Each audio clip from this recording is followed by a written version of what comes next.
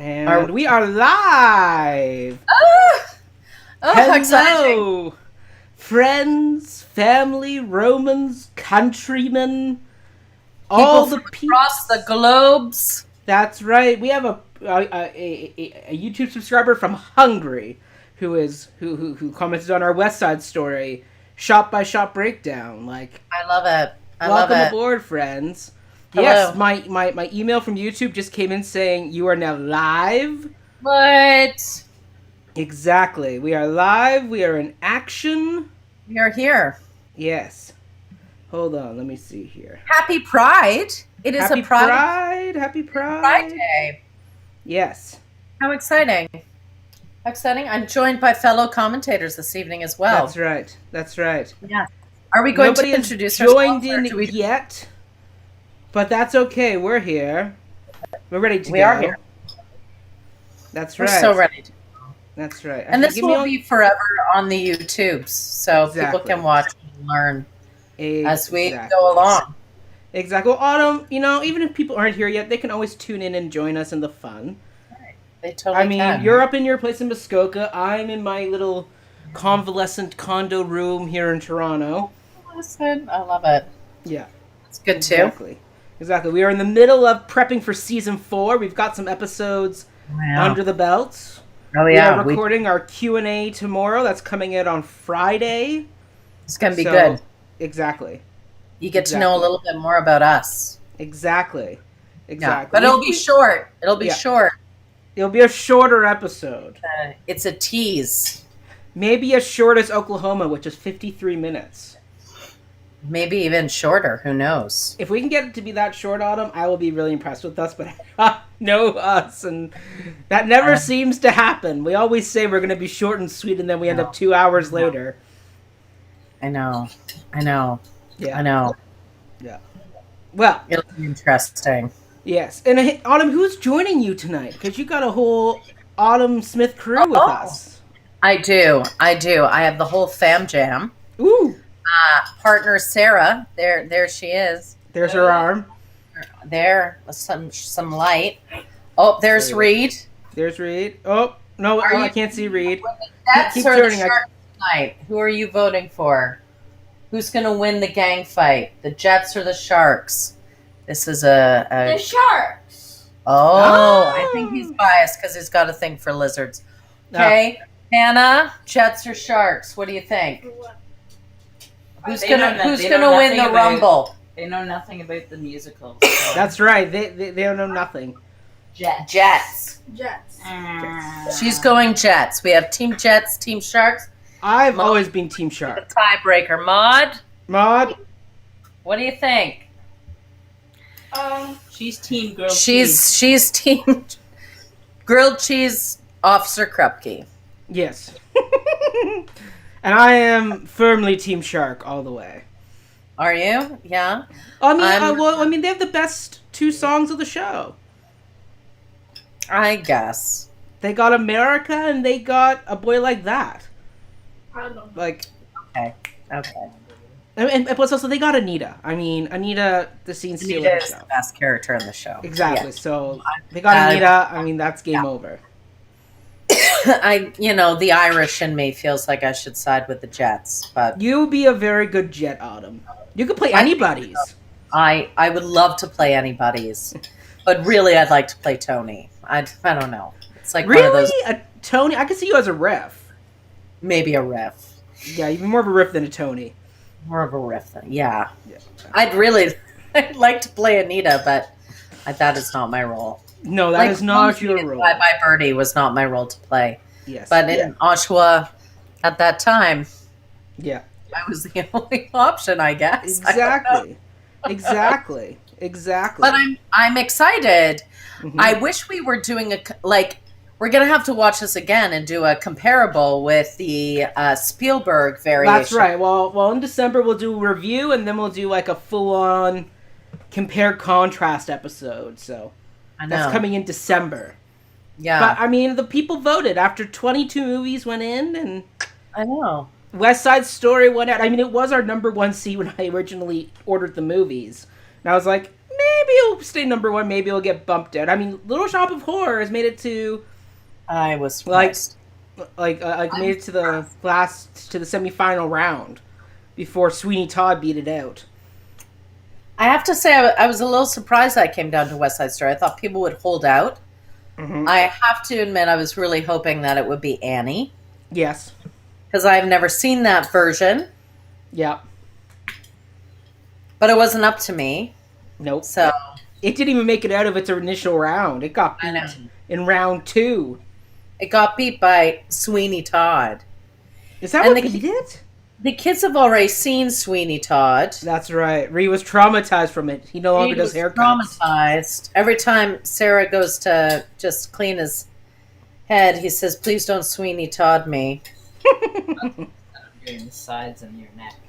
Doing the sides and neck. Don't Sweeney Todd me.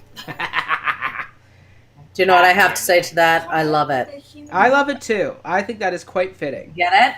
Yes. I love it. Ha! Love it.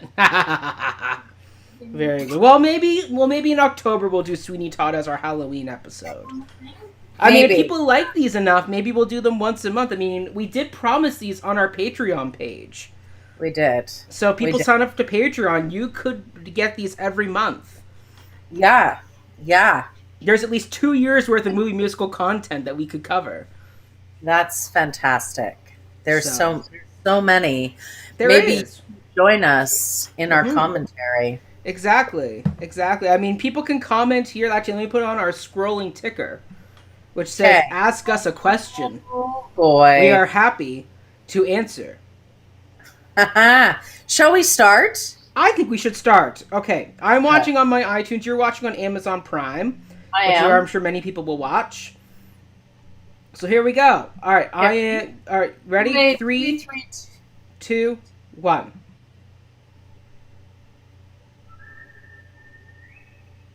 Got the whistle. Yep. I'm into the overture.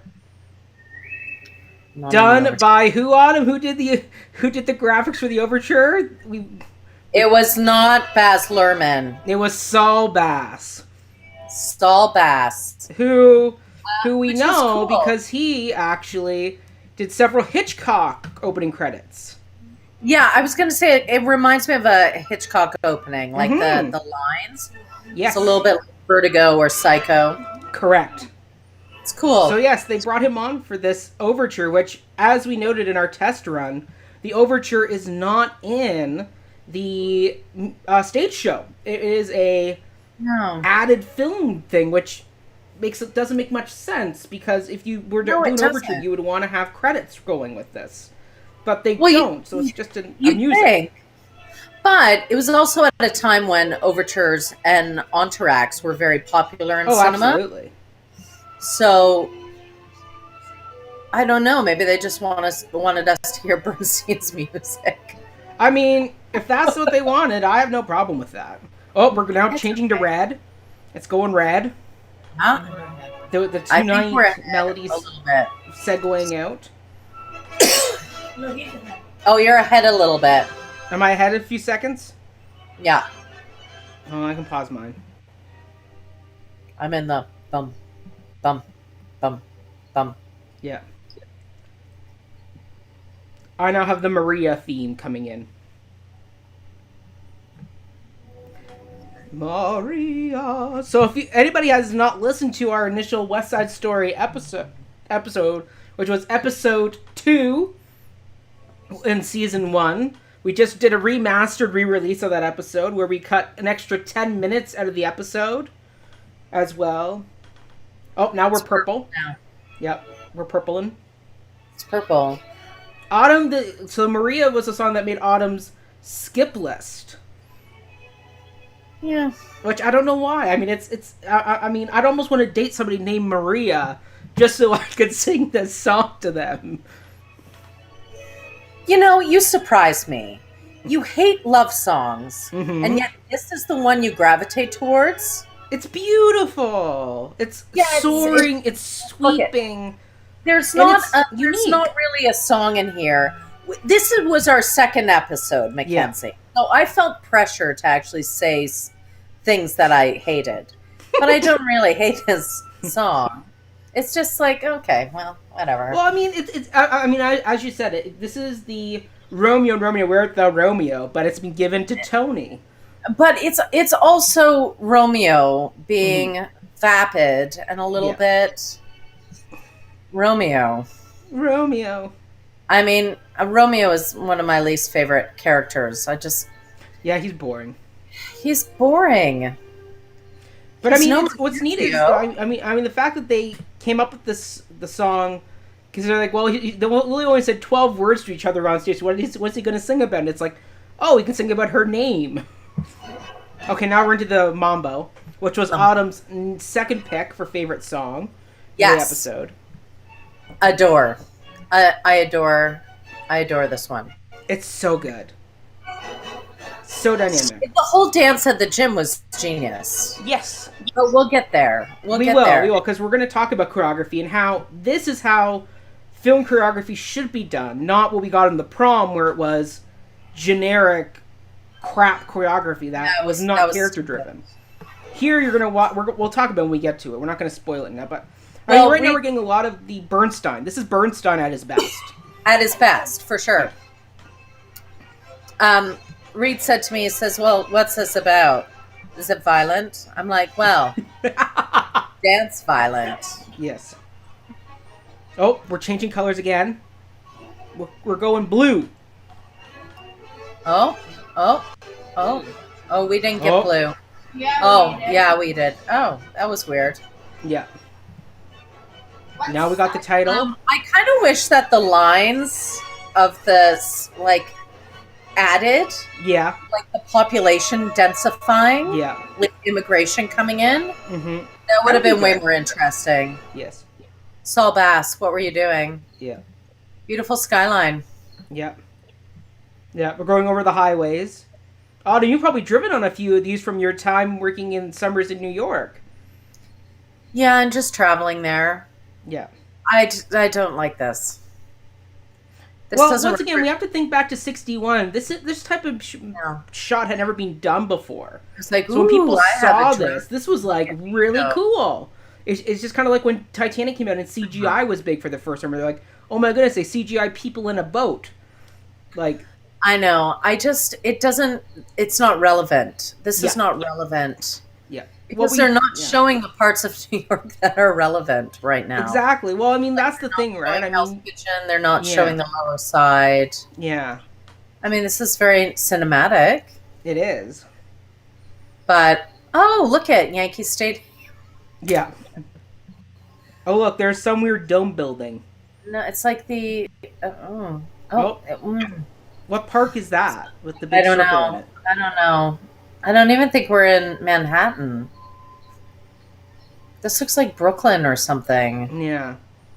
I mean, we talked about it off camera, but like the opening of the new trailer that just came out with all those other down in the city shots. I guarantee that's what's going to be our opening. Yeah. The shadow. This. There he is, Russ Tamblyn. Slightly off. Yeah. We're going to turn ours up a bit. Turn yours up a bit so I can hear where you're at. Ball. There's action getting the ball. Through it. Yep. And then they start snapping again. Right? Which is kind of hilarious. Well, it's just so... I mean, this opening is so iconic. I mean, the amount of parodies that have been done of this whole snapping gang thing. Well, it's the rhythm. It's like it's there's a sharpness to the snap, right? Yes. Which is very effective. And it's the collective snap which shows that they're together. Yes. Now watch this. It's neat that they don't step on the chalk circle. It shows that they're not particularly violent. They will go around you if you're not a threat. They will they will ignore you.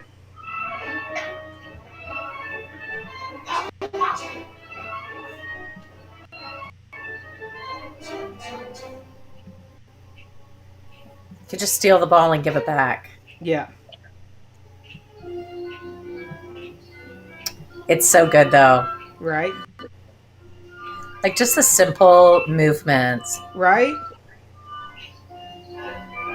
Little chasse. Like it's just just the way Jerome Robbins built this choreography, because this was filmed live in New York. Like it just crescendos. It just has this natural balladic build to it. This was revolutionary. This dancing. It really was. Yeah. Oh, Bernardo. In his iconic red shirt, played by Greek actor George Chakiras, who had played Riff in London. That's right. I'd forgotten that. That's right. Yes. But I mean, he looks like Bernardo. He has that Puerto Rican look to him. Well, there's something. Mm-hmm. The subtlety of it, and just the space and the stare. Yeah. Okay, and you can feel he's intimidated. Yeah. And that idea of the overpowering of the two against one. And now he's gonna hit the wall. I bite my thumb at you. Yeah. I mean, red wall with the red shirt. Yeah. Uh-huh. Oh.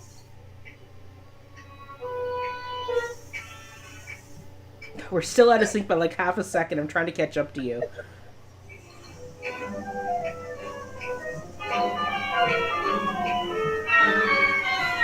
It's the subtlety in Robin's choreography. Yeah. Like even the snap was lower. The jets were up here and the sharks were down here. Yeah. And they're way more grounded. The sharks are way more grounded. We talked about this, right? Yeah. How the jets are always like kind of flighty. Yeah. And like skittery. Yeah. Bite my thumb. Bite my thumb, right? So now I was taking the fruit. And now it's 3 against 2. Yeah.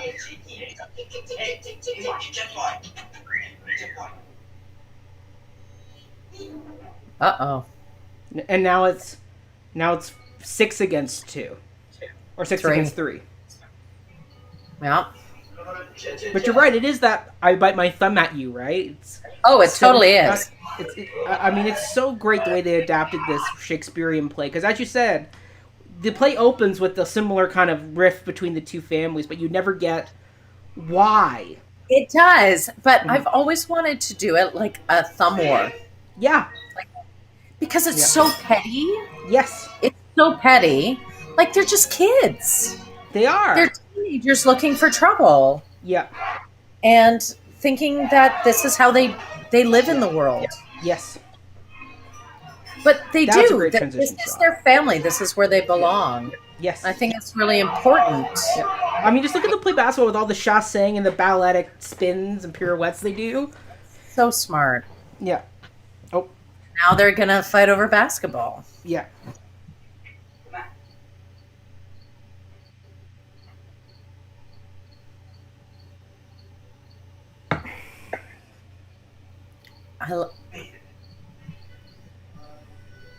See, the sharks are very still. Yes. Well, it's almost like they don't want to make a move because they don't want to be, like, misinterpreted in what they do. They're very deliberate in their movements, right? It's that thing of, like, don't make the move unless you know, like, it's precise, right? It's that I'll make the move when I'm ready. Oh, the trip.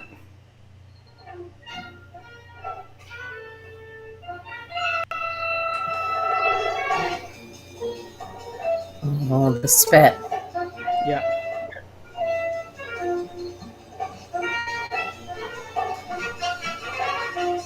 So great. And actually, the guy who's playing action married Cheetah Rivera. No way, really? Yeah, they divorced later on, but that was the big thing, was that this jet married a shark.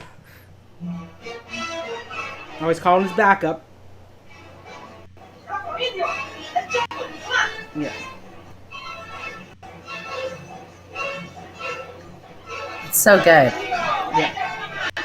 I mean, just the action shots they got here with, like, people tumbling and turning, running.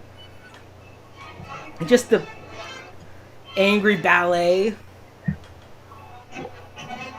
Where are you at now? Are they chasing the one guy down the hall? They're snapping. Yeah. Leapfrog. Leapfrog, okay. I'm like 2 seconds behind you. So funny. So good. I mean, just the act. I mean, this is why you film on location, because you can get these type of action shots. You can't get anywhere else. Paint. Yeah, the paint. Yeah. And of course, it's yellow paint. Because what does Bernardo keep calling Tony? A yellow belly. Yeah. And the fact that you got little shark messages all on the walls there. Oh yeah, no, it's great. Yeah. Like, where would this be? This giant trash pile. I know, it's great. Oh, now they're getting pelted with garbage.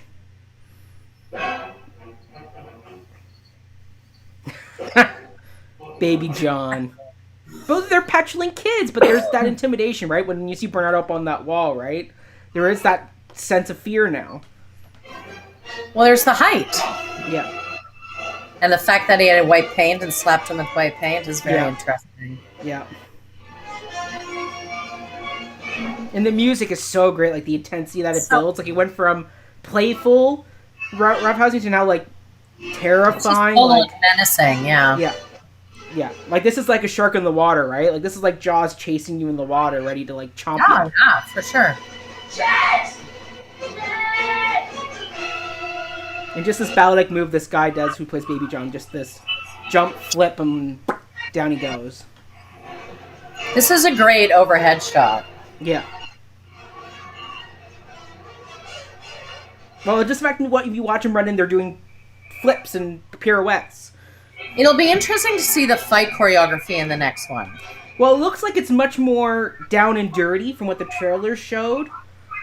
And apparently the gun's going to show up in this first part, too. That the gun's going to be the rifle, the pistol, that's going to come up later. That's showing up early on in this prologue. That somebody's going to get it early.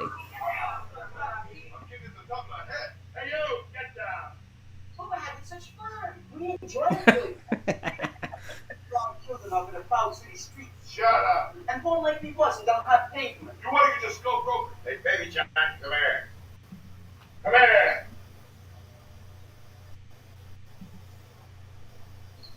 All right. Now, which one of these Puerto Ricans bloody kid? No, now we're synced up. I figured out how to do it. Which one? Excuse me, sir.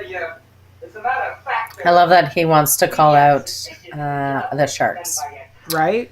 Well, this was, I'll be honest, this was the first musical. So when I saw it at Sheridan, I had never really come across the whole concept of police brutality, inter-police racism.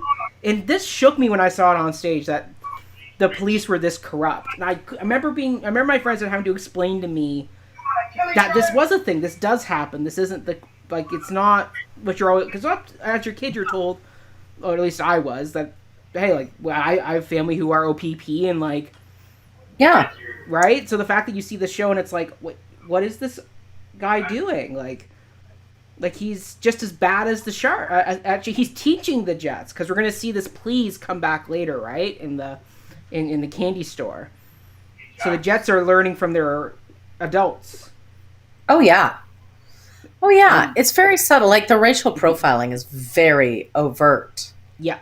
But them picking it up from them? Mm-hmm. Yeah.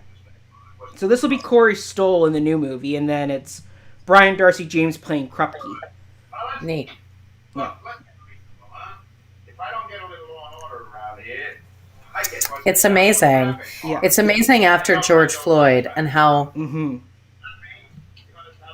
racialized people are dealt with in one way, and white people are like, "Oh, it's okay, go away." Right? I mean, Lieutenant Schrager now being buddy with them, like, come on, guys, just tell me what happened. I'll help you out. But it's interesting that this comes up as a statement in 1961. Right? I mean, exactly. I mean, civil rights was a very real thing at that point, but obviously, but the fact that it's pointed out in this form, is pretty. It's very progressive, right? Like what they did here with this. Yeah. A gang that don't own the street is not. That's it. We're doing it. I love Russ Tamblyn as Riff. He is just so good. Yeah. But then we got this character of Anybody's who, for the 60s and the late 50s, having this tomboyish... today you could look at it Anybody's as almost like maybe transgendered, potentially. You could play her that way now if you were to do a production in modern day. Yeah, I mean, I don't know. Character. I don't know how that's going to translate into this new, like, gender and sexuality are so different. Yes, and we've come a long way in that. Yeah. We still have a long way to go. We do, but the conversation around it is very different. Yeah. So I don't know unless you can temporize this, which again would have to be a completely different. Look at this musical. Yeah. Like the immigration question would be different. Yes. Which could be interesting. You could do a modern New York thing. Because, Mexican, Puerto Rican immigration is still a very hot topic. So this musical is timely and timeless. Like if you do it in this current time period of the 1950s, it just shows how far we haven't come in half a century. You do it in modern day, you can get a lot of modern day influences. I will have another existential crisis. Thank you. Yeah. I've already had several of those this week. Uh-oh. I'm good. Okay. We know what's also neat is the fact when you look at the Jets, unlike the Sharks who have purple and red as their colors, the Jets really don't have a full-on color concept like the Sharks do. They're a motley crew, right? Yeah. They came together out of the need to have family. Yeah. And there's no unifying factor. Yeah. Now maybe that was a statement by white creators that they were like, "Oh, we don't know this culture. We better do something about it." Yeah. So maybe that will look different in the new movie too. I hope so. Yeah. Even though these actors are like mid-20s, they do capture that teenage angst, that energy that's needed. Even though, clearly Russ Tamblyn and the guy playing Ice are almost 30. They're not young. Tony, we need Tony. Got a record bigger than the whole West Side. He don't belong no more. Cut it, action. It's amazing how when someone leaves, how they are alienated. Yeah. Well, Tony's trying to go straight and narrow. What is that like to be alienated from your friends in that way when you've been so tight, right? Exactly. When you're a jet all the way from your This song made my list. I've never gotten on board with this song because I'm like, the prologue's done such a good job of setting up who these gangs are. This song could be cut in and you just have Riff going off to meet Tony. You don't need a whole new song to be further siding with the Jets, right? The Jets get a lot of songs to them. They get... I don't mind the song because it's about the brotherhood. It's like their initiation song, right? So it... But we never get this from the Sharks. It's him convincing them. Yeah. And it's a musical, so why not convince them through a song? True. Right? That is true. It's like... In a way, it's like Romeo convincing Mercutio to help him. Yeah. It's that peer pressure. Mm-hmm. And it's very powerful. Yeah. You have to be a really big person to not succumb to peer pressure. Yes. Well, we'll see when we get to the candy store scene at the end of this, how peer pressure and the way they all talk to Anita escalates the problem, right? We'll get to that at the end, but just watching the opening, right? They're all jumping on the gang, right? We're all these good Jets. Well, they're stronger together, right? Yeah. As we saw in that opening, when they were one, it was like a fish out of water surrounded by sharks, quite literally. Yes. But the collective, which is interesting because it's like the Fosse clump, right? Yes. And you can see them and they have little moments where they have their little intermittent solo moments, but they're still part of that collective. Yeah, exactly. Hello, viewer who's tuned in to watch us. Hello. Now here we go. Now we get to meet Tony. Good old Tony. With his Coca-Cola bottles. Yes. Well, in the stage show, he's painting a new sign for Doc to show his appreciation for Doc helping him, which I think is much better than just unloading soda. Yeah. Because in the stage show, Tony's painting a sign, if I remember correctly. I don't have the libretto in front of me. But Tony's painting a sign. It's interesting. Mm-hmm. Work, honesty. Yeah. A fascinating narrative. Yeah. The changes between Riff and Tony is fascinating. Right? And that's what kind of makes him different than Romeo, Yeah. because Romeo is an entitled brat. Yes. Well, Tony's good-hearted. I mean, he's a good guy. Like, that's the difference between Tony and Romeo. Tony, you get to see, like, if he doesn't have his ending at the end of the musical, he could go on to do something good. Yeah, we can't, no spoilers. Yeah. I mean, this now makes me want a Coke. I know, right? Like, why do they go away from the glass bottle look? I mean, do we need more plastic? Glass bottles work so much better. I know, and they were really sexy to hold. Right? Don't you? I do like the chemistry between Richard Beamer and Russ Tamblyn. You I do do get too. this brotherly love that is essential for the Tony Riff relationship. If you don't have this, then you don't have Tony's side of the story. No. That's what's going to drive his action throughout the show. No, true. Like, apparently Russ Tamblyn actually auditioned to be Tony. And they didn't think he was attractive enough to be Tony, so they were like, well, we can cast you as Riff, the best friend. And it was like, okay. Trust, I think Riff is better than Tony, so I was like, that's an upgrade for you. Yeah, Tony is so... I know. I've had it. I like that was very simple. Yeah. Riff, I've had it. But the whole conversation, it was just two guys talking. It Yeah. wasn't like...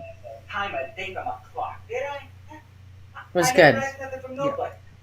Yeah, this scene is very simplistic in its construction. And it works. Fuck, I can't have to store it. Then do it after the dance. Only I already told the guy you'd be there. You don't show, I'll be Mark Lousy. Oh, Riff playing that game, right? It's the you don't show up. Come on, peer pressure. It's great. Woman too? First the earth, and I'll live to regret it. That's a line that's changed from the stage show. I'll live to regret this. Yeah, doesn't he? Da, da, da. But even that line isn't changed because on the stage show it's womb to tomb, sperm to worm. But then the censors in the 60s felt that was too inappropriate, so they said burst to earth. And that's better. Sperm to worm is... Well, it's very masculine, right? It's that Yeah. petulant teenager. Sperm to worm. Exactly, which is why I like it more. Burst to earth is too sophisticated for them. It's true. Birth to earth. Sperm to worm.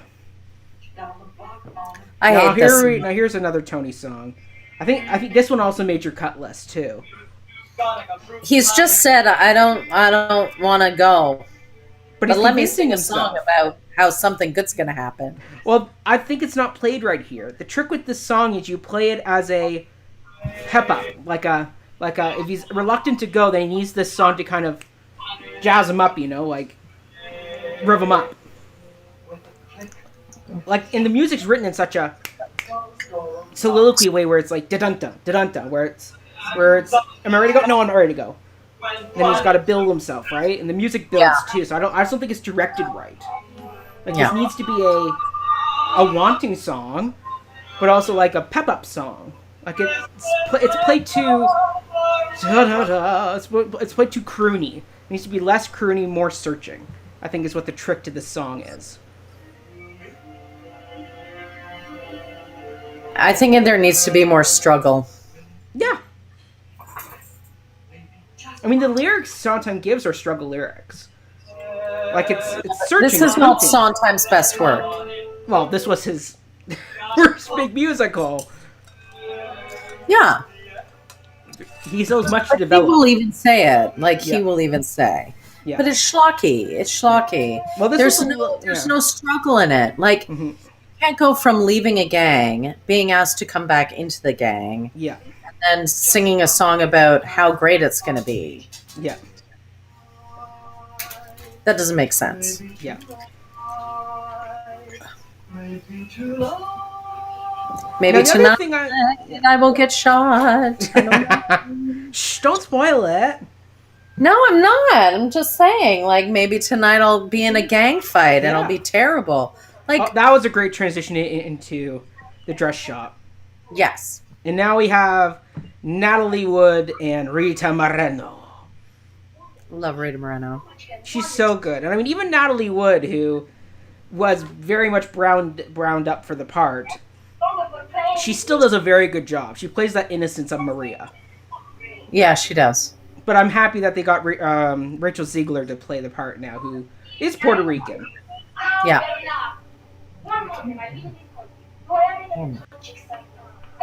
But like, Yeah. oh, Maudie.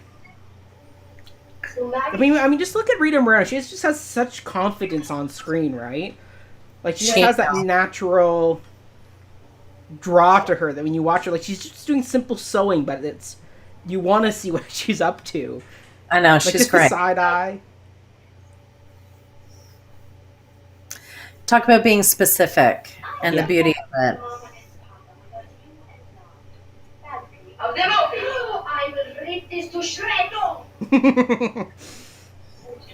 I will rip this to shreds. So good. So good. And also the fact that right away you're getting Anita's main color, which is purple. She's always in a purple, no matter what scene. Actually, there's one scene she's not in purple. But 99% of the film, she is in some type of purple outfit. She is. You're right. Which is a neat color, because if the Jets are blue and the Sharks are red, She's the in-between. she's the in-between character. Yeah. And Maria's color is white, with a hint of red. Which is Very that versatile. virginal, but then also just that hint of the shark color coming in, right? So It's smart. interesting to compare this to Romeo and Juliet, because Juliet really, in that play, has the balls. Yeah. Seriously. Like, she's Yeah. feisty, knows what she wants. Maria doesn't. Maria's has, kind of, but well, she's not the one that tries really. to stop the rumble, right? She's the driving action of you have to go stop the rumble, you have to stop Now the look fight. at, they're all wearing purple. Except for her, who's red and white. Yeah. But it's interesting that they're wearing purple. Yeah. Watchdog. My sister is a precious jewel. What am I? Cut glass? Just such a great little thing of, what am I? Cut glass? Like, so good. So good. Like, just the one-liners that Rita Moreno gets. And this is another great transition. Very 60s, though. It's so 60s. But it works. It's psychedelic. Well, like, how else would you transition into the dance? Like, it's like this is right out of the stage show too. That the stage show happens where Maria is on, she spins, and then everybody else comes on around her and she disappears. And now for the best dance number of all time. It is okay. So this is where I go. This is where the prom messed up, where you had football players doing backflips in their first song, which is not character specific. It looks cool, but it's not character specific. If you watch all these characters, their dances are very specific. Like, you got action, very cool, down, grooving, right? Now, I don't know if Action would be able to do those moves either, but Now, this is great with anybody's and the other guys, right? The gang.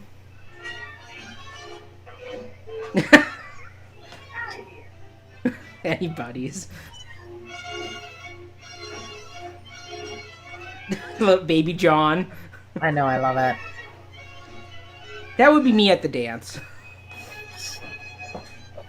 It is very cool, eh? It is.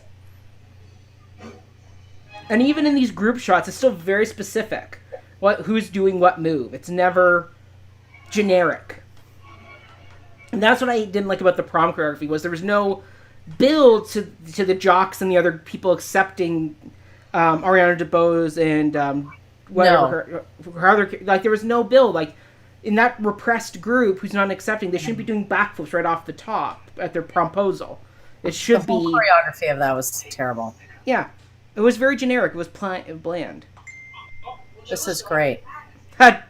Our friend Jill just commented, she goes, "Oh, Sweeney won. So cool." Sweeney won? Oh, Jill, Sweeney did not win. No. All right, here we go. This is great. The tension. And then Gladhand shows up. Oh my god, it's so weird that it's him.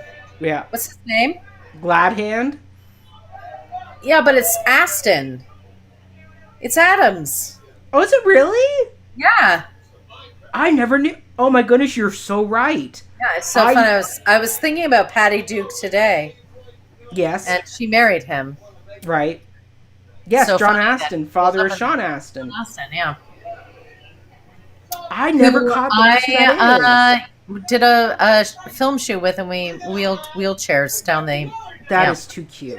I know, it's cute. But look at even Krupke sitting on the side of the Jets, right? Even he's chosen the side in this. Oh, yeah, of course he has. Yeah. I never caught that was John Aston there. Oh my goodness. That is too funny now. Yeah, Gomez. Yeah, Gomez Adams. Oh my god. I've watched this how many times I never caught who's playing Gladhand. Like, I've always kind of written him off as like a Gladhand. Nobody cares, but it's like... Well, no, he's the Gladhand. He's trying to be the good guy. Yeah. And bring people together. Yeah. He's the person who is inclusive in all of this. Yes. But once again, he's doing it in a very schmaltzy inclusive way that you can see why teenagers would not like him. Well, because he's a pushover. Nice people usually are. Yeah. This is great. Well, once again, very specific. That riff comes out. Bernardo's going to come out and they're going to signal to the gang, right? It's very specific. Once again, Bernardo doesn't move until he knows it's okay to move. It's like I'm reaching for my my driver's license, right? It's that I'm telling you what I'm doing. I'm going to be very direct in how I move here. I'm not going to make a sudden move here. I'm not going to make that choice. The power is so interesting with that snap, right? Right. And then they change and do a different snap in this, which is it's so different. Mm-hmm. It's the heartbeat. Yeah. It goes from the hate to the heartbeat in one song. It's very good. Ba-ba-bum.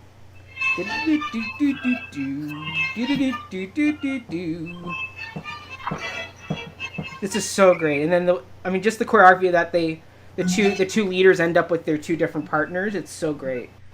And then here we go. And just the crossover, like Robbins is genius. Like he's...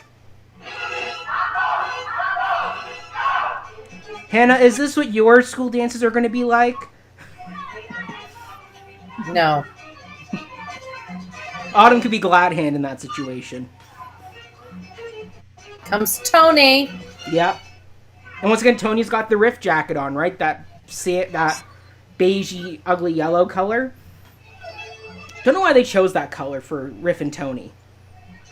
Ice has the same jacket too. The other thing I like about the choreography in this is that everyone has their own interpretation of the dance. Right? Like, there's nothing generic about it. Mm-hmm. It's character specific, and this is what needs to happen in movie specific. musicals. In musicals in general, is when you choreograph, it is character specific. Like the fact that Peter Gennaro choreographed the Sharks and Jerome Robbins did the Jets, you can tell that there are two different people choreographing here. And I mean, as you said, the Jets are up. Like, they are up. They are taking over the space. They're spreading. Sharks are very angular and very precise with their cuts. They're also goofy. Yes. The Jets are goofy. They are. There's nothing sexual or you know what I mean? Yeah. Like, Yeah. they're grossly immature, Yeah. and that is where the sharks are different. They're very mature in their dance, like in their relation to each other, Yes. in their groundedness in their hips. Like, look at this. It's like, Yeah. Well, I mean, once again, it's the whole thing of the Jets have a country but no home, and the Sharks have each other but no country. So the Sharks are so mature because they have to coalesce together and be this united unit. they are each other's home. Exactly. The Jets, Right? you said, they're a Their motley home is crew. their- Yeah. Their home is in their identity, whereas the Jets Hmm. don't really have a Yeah. solid identity. They come from many Exactly. different places, Exactly. right? Yeah. And the trumpet music. Oh, so good. It's petulant, the trumpet. And then this is right out of the stage show as well. They all move back. Everything fades away. They changed this in the new one, though, because it looks like in the new one they meet under the bleachers of the gym. Somehow. It's so simple. It's like the world stops, but people keep coming in and out of that blur, which is fantastic. I love Natalie Wood. I wish she hadn't died. I know. She actually was a great Gypsy Rose Lee in Gypsy. She was phenomenal. Yeah. She was great. She was Kim in Bye Bye Birdie too. No, she wasn't. That was Anne Margaret. No, that was Anne Margaret. Sorry. No, Natalie Wood. She was Miracle 34th Street, Gypsy. She did a whole bunch, but she was gone way too soon. Way too soon. Murdered. Yeah. Here it comes. Here comes the change of the snap. Autumn's favorite part of the dance. Love it. So good. So haunting. It floats. Yeah. If you look at Laban technique, he's taken and just totally gone from like this to float. Yeah. So good. It's beautiful. It's that whole thing of they're on the razor's edge. They're walking that fine line with each other.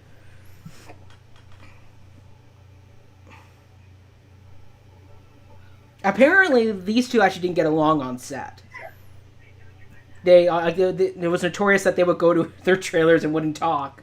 Then they get called to set and run the scene. You're kidding. Well, see, people think it was Natalie Wood and then didn't like him. More people now have just attributed to you that Natalie Wood was the star of the show, and she just had that air about her that I am the A-list of the group. Because all these actors were not A-list. They were like New York dancers. They weren't big. Oh, that's too bad. But like she just had this kind of air about her, and I guess Richard Beamer also had a bit of an air about him too. So they just never really connected off screen, but on screen they're dynamic. You can see why they fall for each other. It's beautiful. Well, they're good actors then. They are extremely good actors. They are outstanding. I love the flashes of light. I've never noticed that before. The little balls of light. Yeah. It's gorgeous. Boom, boom. And then the fact that the music changes once again, there's that petulant music coming back into the mix again with the horns. It's all coming back in again. The world is coming back into focus. Yeah. So smart. Like Bernstein writing this beautiful score. Just tells the full story that you need to know. And then it picks up and it's great. Get your hands off the Megan! Stay away from my sister. Sister? Well, you see, he's one of them. No, There's only one thing they want from Puerto Rican. That's a lie. Let it, Tony. Get away. Don't listen. She will listen to her brother before she listens to you. Hey, look, if you two characters want to settle it, please, boys. Glad shows up Oh, too. man. We're all here to have a good time. And once again, watching Rita Moreno in the background, her concern and her kind of annoyance look at George Chakiris is great. I know. Like you see, she's a mix of, I agree this shouldn't have happened, but he's going a little bit too extreme here. He's gonna get us all in trouble. And Krupke's in the back talking to Baby John. Like, so much great background action in this moment. Oh yeah. Oh, Chino. Yeah. Poor Chino. He never gets a lot of love. He's always a character that people are like, he's not Tony, so we don't like him. And it's not Bernardo. Yeah. I don't want you. See, and then Bernardo lays it out. He doesn't want them. But Riff is going to escalate the problem. Because what else are they going to do? They're bored. I want you for Yeah. a walk. Jets and sharks. The pleasure is mine. Like, think about it. Nothing's really happened. It's true. What were they fighting over? They were fighting Yeah. over basketball or a Yeah. trip? That was intentional. Over a Who bit of the cares? playground. Right. Yep. I could have had a fight with a guy in the Starbucks drive-thru yesterday. I chose to stay in my car. That's good, Autumn. That's good. I don't know if it was. I would have liked to have shared a hug. Just said, you need some love. Aww. Da-da-do-do-do-do. Here we go. Maria. Oh, so good. Now, I love what Paul Nolan, when I saw it, Stratford did. Because he started soft like this, but then he ended up like literally skidding across the stage with excitement. Like, he just built to such an exuberance and lust for it that it just grew. This one doesn't grow. Like, it's pretty, but they don't capture that escalation of energy that that cue change infers. Maria, I just met a girl named Maria. Like, it's so beautiful. Name will never be the same. It's sweet. It is sweet. It's very sweet. Just kissed a girl named Maria and suddenly But his body's not engaged. Well, yeah, because when they were filming, they really had a board stuck to his stomach so they could get the right distance from camera to him. So, like, he's watching his walking. I know, Like, here but he's it much takes... better because he's more natural. But then when you get up close, he's, like, stuck in this... You have to walk this fast. And If you're in love, this is not how you act. no, well, once again, you do Paul Nolan. You skid across stage. You flip off a lamppost. You cover the stage. Your excitement is big. Like, he just doesn't get the excitement. And I don't know if that's because they were on Climb the film. fence. Climb the Yeah. fence. Yeah. On this high note. Like a cat. Like, yeah, shut it from the I'm rooftop. not going there. Yeah. Oh, he grabbed a fence. Not the same. This is very cathedral-esque. Yes. Once again, this was written to be sung in a church, right? Because originally it was going to be Catholics versus Jews. So when they originally wrote this song, it was supposed to be... The echo was supposed to be the church sound, right? And then they just took it outside. There.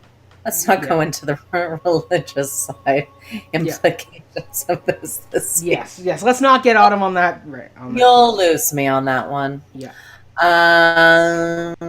Yeah. But I mean, once again, this song, when performed right, it can be stunning and beautiful. It is a beautiful song. I just find it very Pastoral. boring. Yeah. But I do want to say that the lighting of this shot is amazing. Mm-hmm. Like, it looks like he's in a cathedral, but he's on the street. I love it. Yeah. I love it. Oh, And I now love we're back to how she Natalie blends Wood. in with her drapes. Yes. Also, that glass door there with all that, with the different colors on it, great. Yeah, it's great. Once again, Rita Moreno just getting the last line. It's so good. Of course. She's like, I'll talk to her. It's fine. Yeah. You're fine. Yes, a mother. Also a father. They do not know this country any better than she does. And There you we do go. not- Yeah. Girls are- Sibling, right? She is in Yeah. America now. Where But bloody- oh, so good. Like she She makes a great point. she does. Sometimes And how do you assimilate in a Yeah. new place? Yeah. How do you even begin to bridge that gap? That's Well, so Anita does it, right? I mean, Anita goes, "What's this thicker, your skull or your accent?" Like she's calling it, like she's embracing the American kind of ribbing that happens, right? But think about all the ways that we need, like people need to assimilate when they come to a new place. Yeah. Like the food, the language, just the culture, like the way that they walk through the world. Yeah. So difficult. We forget. Yeah. And how much of their culture do they have to get rid of to Yeah. assimilate? Yes. We call ourselves a melting pot, but Tony Kushner nailed it when he said, Yes. a melting pot where nothing melts. Yep.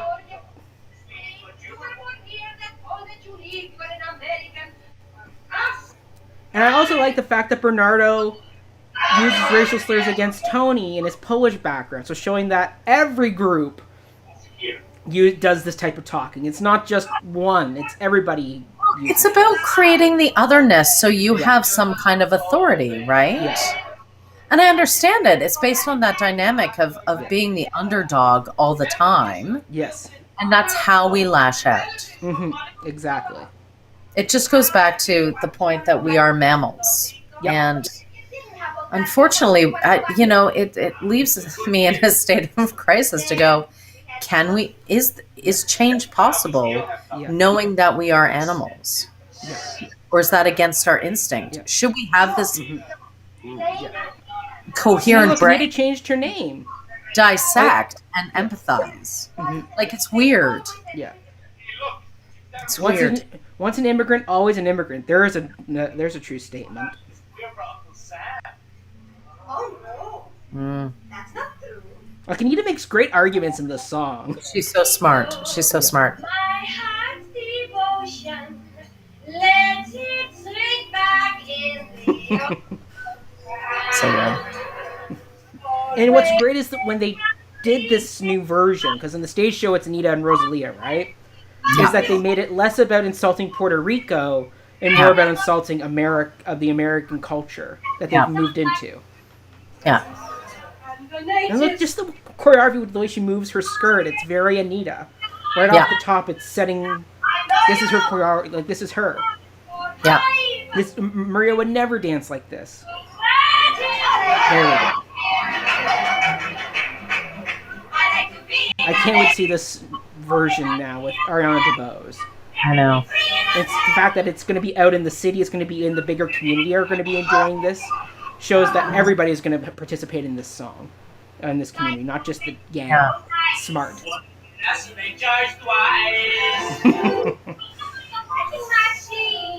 What have you got though to keep clean?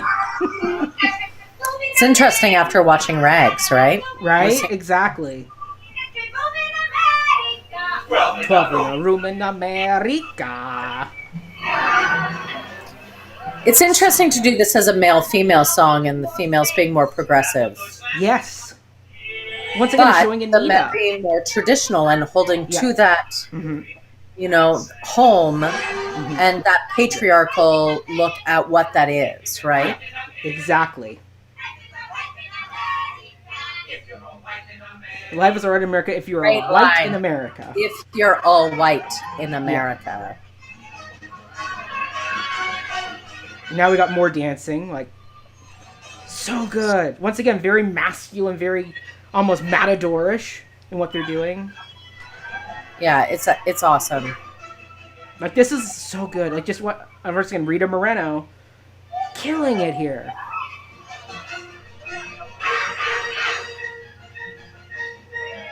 This is great. Slap, slap.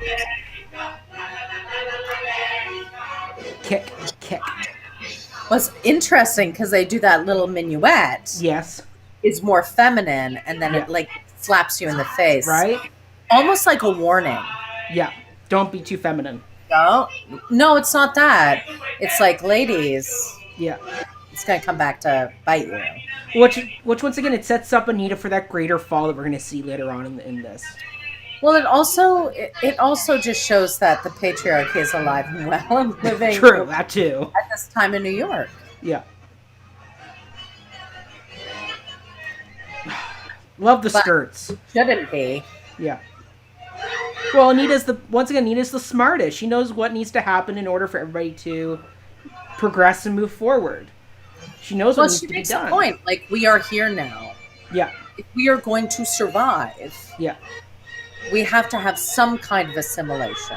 yes, And what does that look like? You have to go to the dominant in assimilation, right? exactly. Which sucks. It shouldn't be that way. It should Yeah. be a melting pot where things melt. But Yeah. she points it out. It's smart. Yeah. I know about you can get on. Everyone there will have moved here. So great. Once again, the last line, she gets that last button. And just the antagonism between them, it's so great.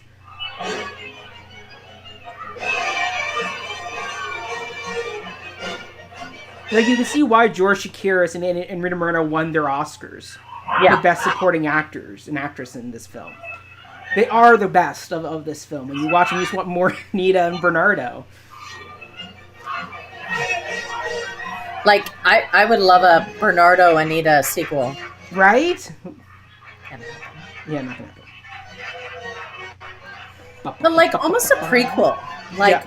how did you get from where Yeah. from Puerto Rico to here? Yes. What do you carry with you? Yeah. Hmm. Like,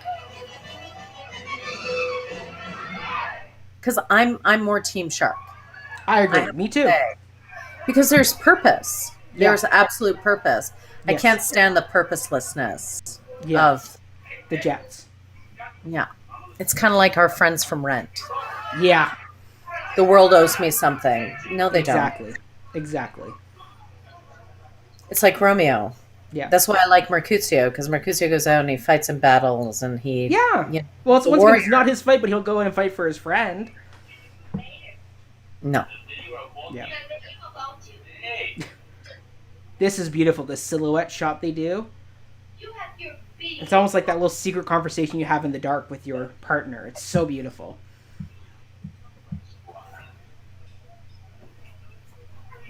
It would be great if, like, for your students' time, you just gave them the lyrics for this scene and just said, stage a scene with this argument. Yeah. Like, you could. You could easily take the music out and it would still work. For council. That was great. Hmm.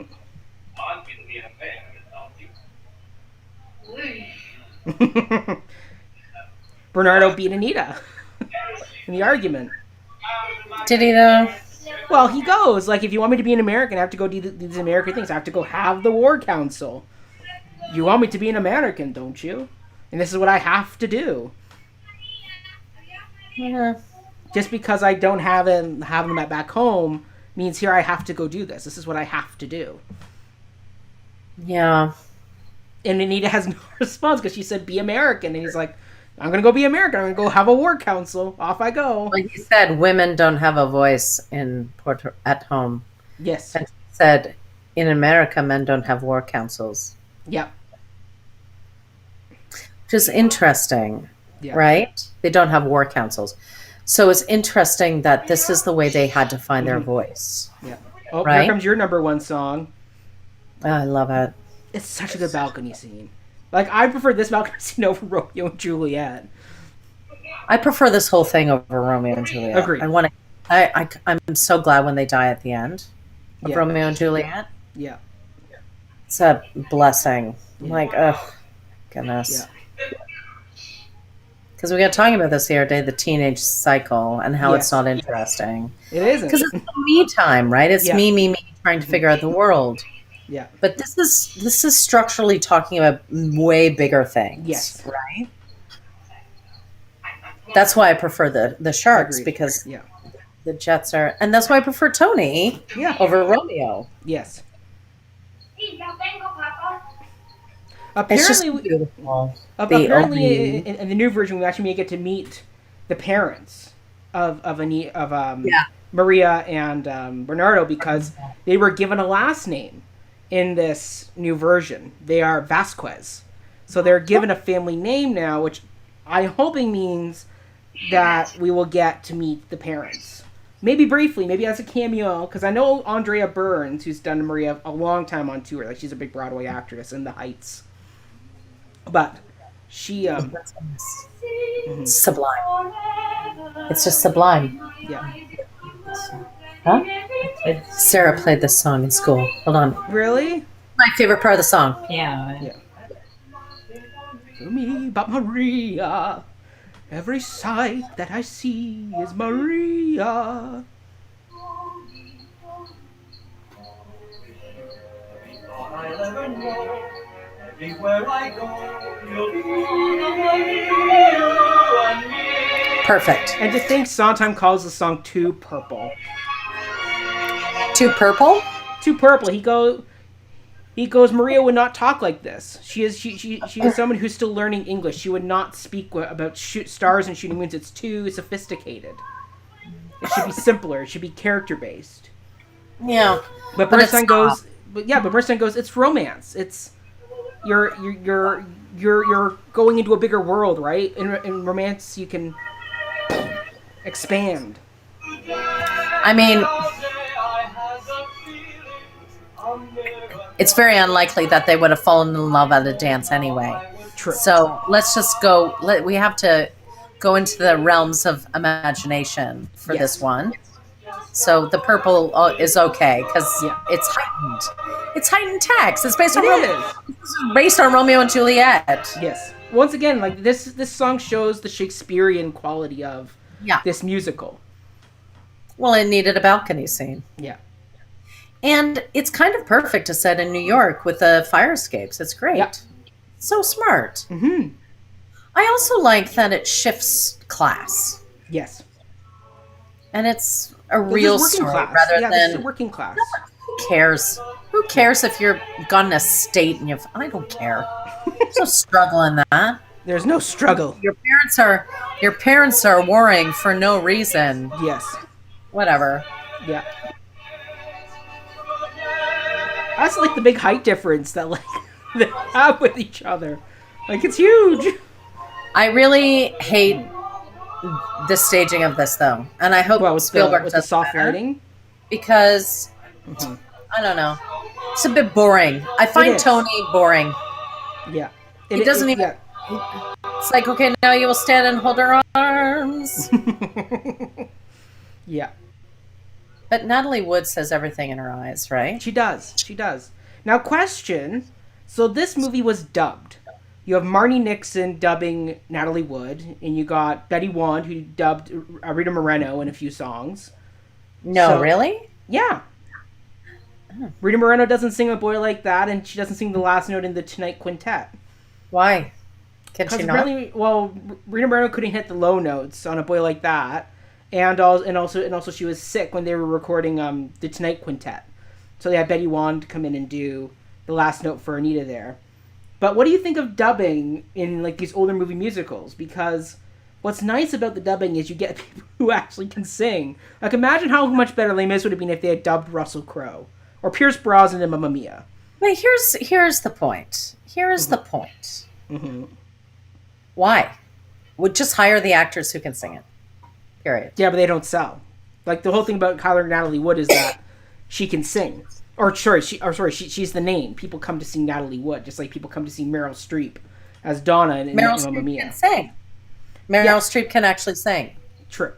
So can Anna Kendrick. So can oh my God, James Corden. I can't believe I just said that, but he can. Yep. Like, so find people that can do the job. Yeah. But she looks pretty. Like it looks like her singing. So I'm not gonna. Yeah. Marnie Nixon definitely captured the voice and paired it with Natalie Wood. But she actually looks like she's singing, like she's selling it, right? Well, I told the story when we recorded the original episode. Was they told Natalie Wood because she recorded the songs. They would use her voice for the movie, and then after they finished filming, they're like, yeah, actually, we're gonna do this other actress, Marnie Nixon, instead. So that's why Natalie Wood looks so authentic, is because she thinks she's singing. Like, she thinks this is gonna be the take. This is me. And then they pull the fast one and put Marnie Nixon in. Apparently, she was not happy about that. I wouldn't be. But apparently, you can go on YouTube and you can hear her sing, and she actually sounds a lot like Amanda Seyfried, which is okay, but when you have this type of score, you need like a Marty Nixon who can hit those big operatic notes. Is an opera, man. Like this is the music in this is. Bernstein is not right for the amateur singer. No, well, it's like Les Mis, right? Les Mis is an opera. ABBA. Yeah. Yeah, well, Amanda Seyfried and Eddie Redmayne, they should never have been singing those roles. It was a travesty. Yeah. And we won't even mention Russell. We're not even talking about Les Mis right now, Mackenzie. No. We are never So this is great. I actually figured who Captain Marvel is, because I've studied comic books now. So Captain Marvel is Shazam, and Rachel Ziegler, who's the new Maria, is starring in the new Shazam movie that she's filming right now. So there's a fun little 6 Degrees of Kevin Bacon. Fantastic. Yeah. Go walk the streets like your sister. Oh, that's an insult. I lived till twice and I can do it again. And she's such a fascinating character, anybody's. Like, she's not developed enough that I think you could go more with her, but she's a fascinating character. It's interesting they made a character of anybody's for this. I know, like, it's like, why would they make this character? Like in the late 50s, I wouldn't think they would want a character like anybody's on stage. Like it wasn't a thing people were interested in. You gotta remember, musical theater caters and gives voice to otherness. True. That is what there is no musical. Yeah. Out there that is not about the celebration of otherness. Yeah. So this is just another way of celebrating otherness, right? True. We might, and then again. Velma and Graziella. So funny they are. I like that there's a female perspective in this that counters these two. Yeah. Yeah, well, that's what's great about Anybody's. Anybody's does have an important plot. I mean, she also is the one that finds Tony and the gun. So they do make plot points out of her. Yeah, she just needs more, right? Yeah. But she's kind of like the fool. Yes. Right? Kind of like Anita, in a way. Yeah, exactly. She's the counter for Anita. Yes. On that side. Yeah, just they don't give her the Anita stuff they need to give her. To give her the perspective. I know, which is too bad. It is too bad. What are you standing around here for, blocking the sidewalk? Krupke. Such a bad environment. We don't get no. Oh, it's awful. I love how much they're playing the cop. Like it's. A bunch of juvenile delinquents. Like it shows how smart they are too. That they know. Yeah. They know how to manipulate him. They're not stupid. No, Jets are not stupid. No, they're not. They're definitely not stupid. They just know. Yeah. They know how to collectively. Yeah. Collectively, mess with the system. Okay, now here we go. So this is a big change from the stage show, which is, at this point, this is where the song "Cool" would show up, and now they've given it to G Officer Krupke. Yeah. Which I don't like here. I think it undermines what the song G Officer Krupke is all about. Which, as you said, when you put it this early, it justifies their actions. Versus in Act 2, when it's saying, you want us to be the monster, we'll be the monster that you want us to be. Cool is so much more cooler at this point of the story, right? It's all about the excitement. They're getting ready for a war council. You have to be cool. Exactly. I mean, Russ Chamberlain does great. I'm not surprised of it here because they're petulant. They are petulant. And I mean, like, as Sondheim says, the reason why he advocated for them to move it here is because he goes, I don't think people on the run after 2 murders would start singing this song in an alley. Cool is a much more common song you will find. But I think if you direct Officer Krupke right after that, it loses its character power here. Yeah. Like, it's just like, oh, we're bad boys. Yeah. Right? Whereas later on, it's them really reflecting. Yes. Exactly. Look at what choice did I have? Exactly. It can't do that here because it's too soon. Yeah. Nothing crucial has happened in the plot point to warrant that kind of thought development. Yeah. Exactly.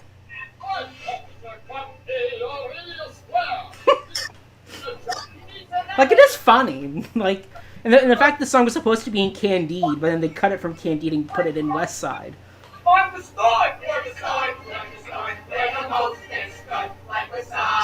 And this was the one song where Bernstein showed up with the melody ahead of time and said, Sondheim, you have to write to this melody.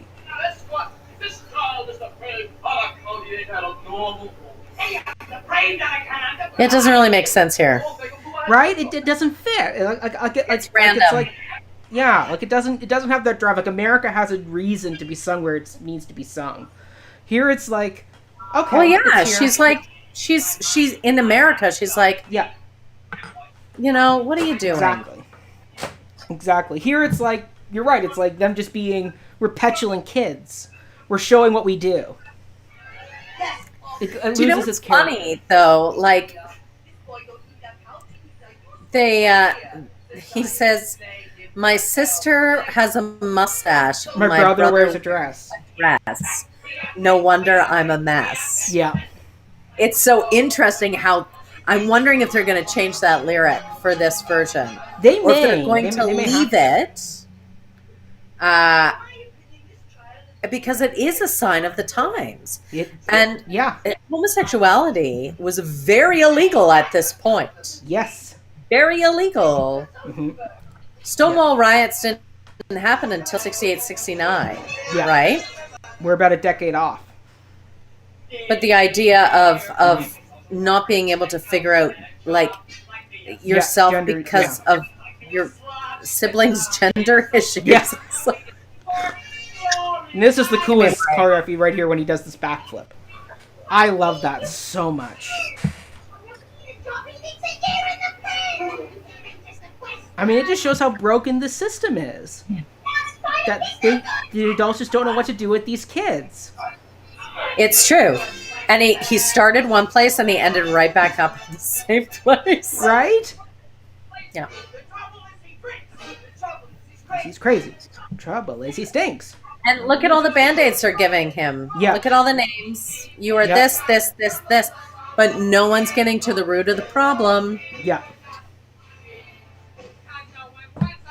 Fellow with a social disease.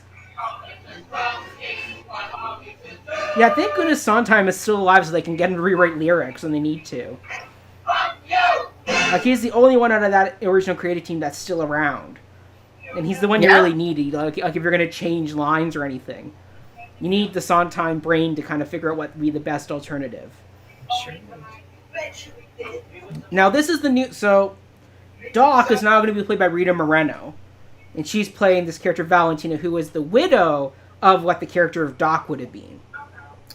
Oh, interesting. Mm-hmm. So she's playing the bridge character once again, but she's going to be running the candy store. Interesting. Which I think is a great use of Rita Moreno. If you're going to bring her in, get her in. I do too, but it changes the dynamic again. Yes, it does. Because the father figure. Yeah. To Tony, he's not a. It's not written as a mother figure. Right, but apparently Kushner's rewritten the part.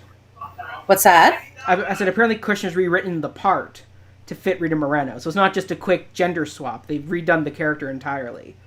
I know, but it changes the structure of what that character is supposed to be. Right, because he's supposed to be Friar Lawrence. Like, Doc is the Friar Lawrence character, right? Who's like the uncle or the paternal figure for Romeo. Paternal, yeah. Not maternal. Yeah.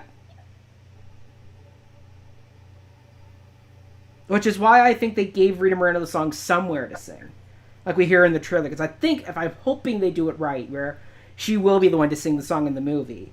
Once again, adding to that maternal energy she's going to bring to the part. This is great with anybody's.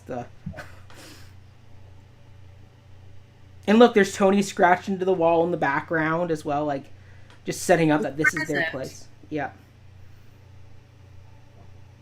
And anybody's got to shove everybody out. Like, so good. Just talking about wanting to belong somewhere, and because of gender being alienated, we're still in that. We're still in that system. Yes, we are. And don't get on them on this crisis. No, don't go down. Don't Yeah. don't go down this road. Yeah.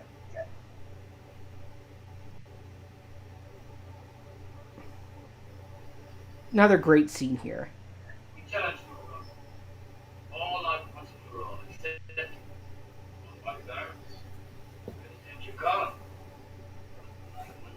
And if you notice, action is on Riff's right, and it's often said your best lieutenant, your most loyal companion, will be on your right side. Yeah. Yeah. And once again, this whole scene shows that what happens once Bernardo and Riff are removed from the situation, there's nobody now to hold back either side. There's no control, right? It's the letting the dogs off the leash once That's they're out right. of the way. Mark. The river.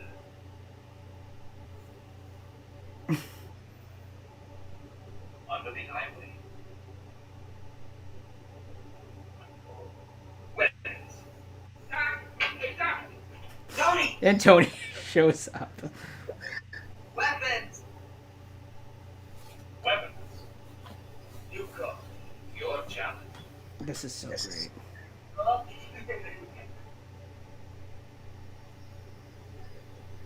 But the intensity of this moment, the fact they didn't underscore it, it's just plain dialogue. There's no music.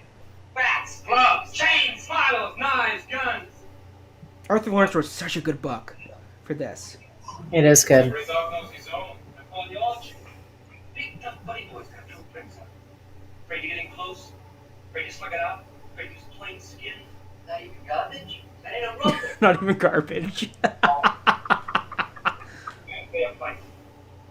That's the risk man. Best man from each gang to slug it out. Now this is where we get into the whole thing of immigration, the fact that he doesn't understand what he just agreed to. Riff does, though. Riff just caught the loophole. Because Bernardo thinks I'll fight Tony, but Riff knows that because Tony said, the best man, right? So this once again underlines that language barrier that Riff now uses to his advantage.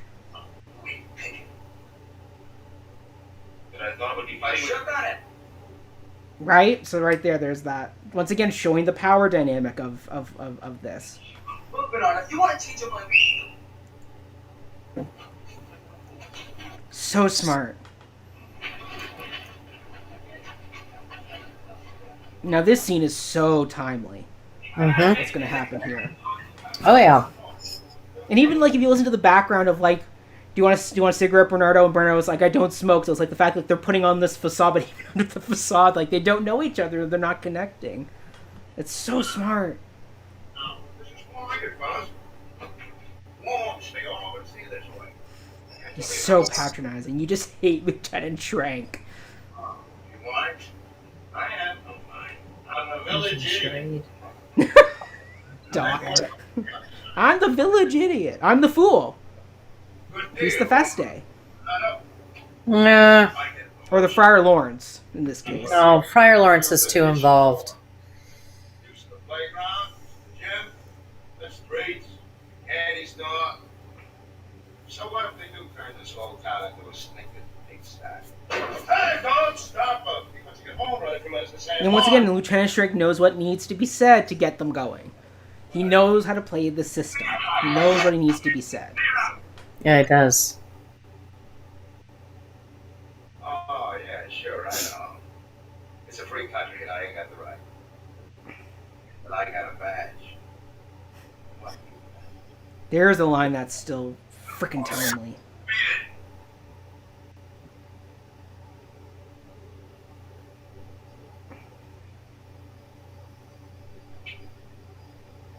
Once again, that snap, that authoritative. Oh, it's such a command, right? Mhm.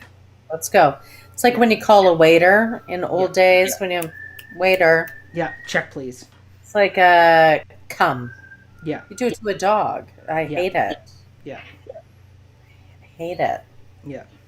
But they do it to each other. So how much respect and how well do they know each other really? Yeah.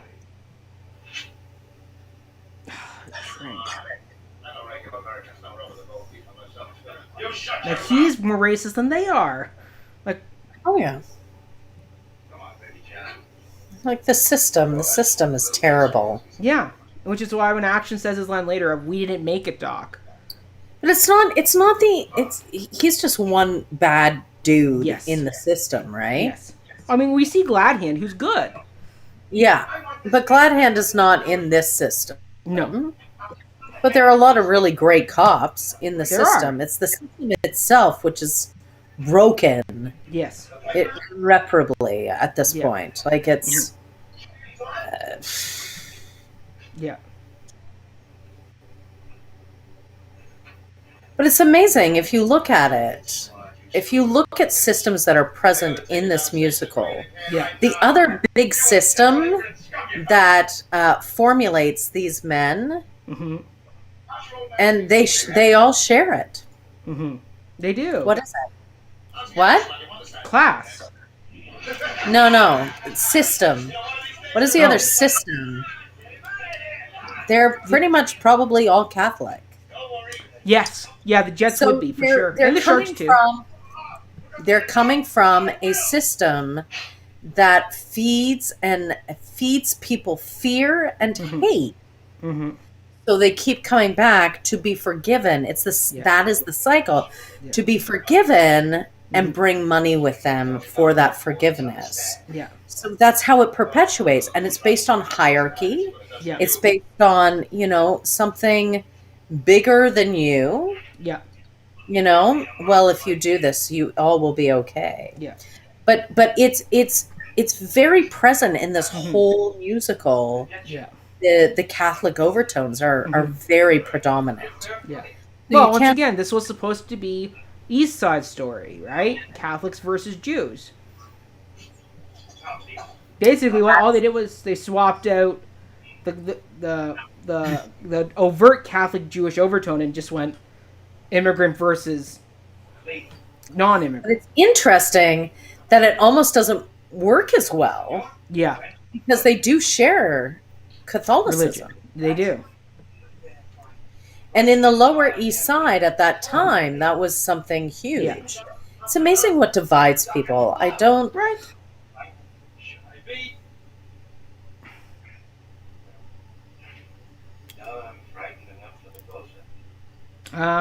True words, Doc. True words.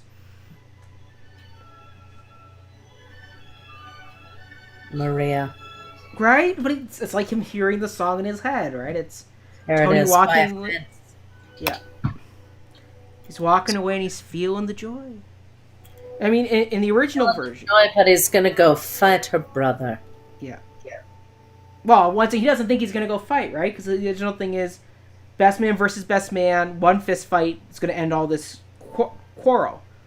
Maria's going to be the one that's going to screw that up by saying you have to go stop the entire fight, which sends Tony back into the fray. Meanwhile, I don't think Tony was going to show up. I mean, in the stage show, they have him show up right away. But it's Maria that sends him to that. Okay, I'm going to... intermission. I'm going to take a little intermission. I'll be right back. All right, let it keep playing. I'm going to leave my TV on here. All right. I'm muting myself, though. Okay. Hello, friends, if you're still here. We got one viewer who has stayed the whole time. Oh, we're back. I'm going to pause my movie.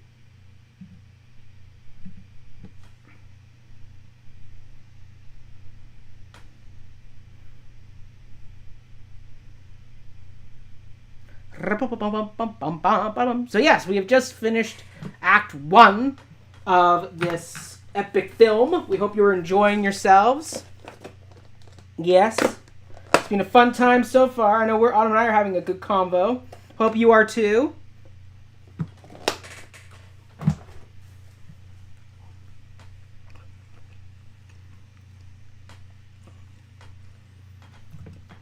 This is the Entourage. If you need a pee break, now is the good time to go get it. Wonderful boy. Let's see what our friends are saying.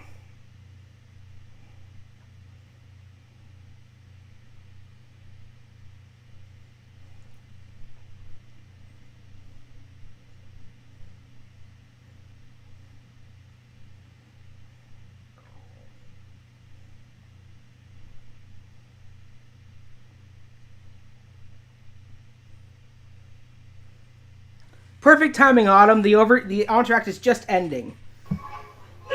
The entr'acte? I'm on I Feel Pretty. Oh, my thing had an entr'acte in it. Oh no, I'm in the middle of I Feel Pretty. That's why I went to the bathroom, because I hate this song.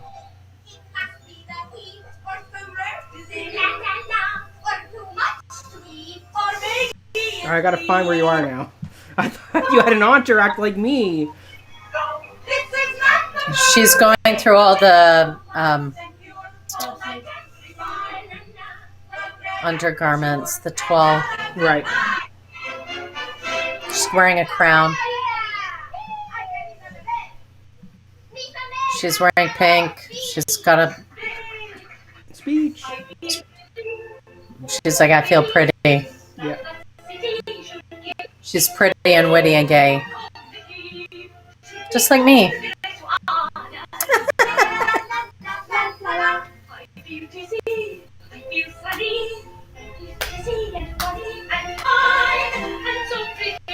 I thought you were joking when you said the entr'acte. I'm like, oh yeah, I feel pretty as an entr'acte.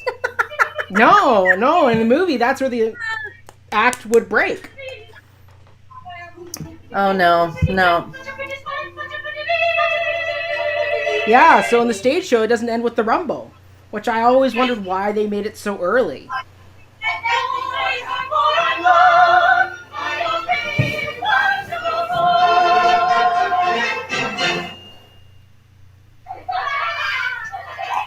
So fun. And now we get to meet Madame Lucia, the one adult that we get to see in this world besides the police and Gladhand and Doc, who we don't see in the stage show. We never get to meet Madame Lucia. No.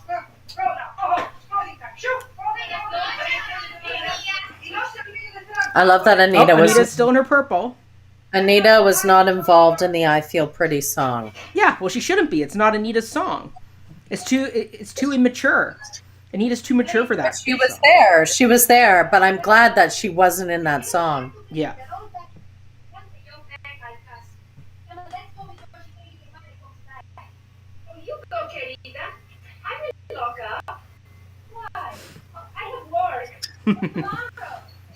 Anita's not a good, or Maria's not a good liar.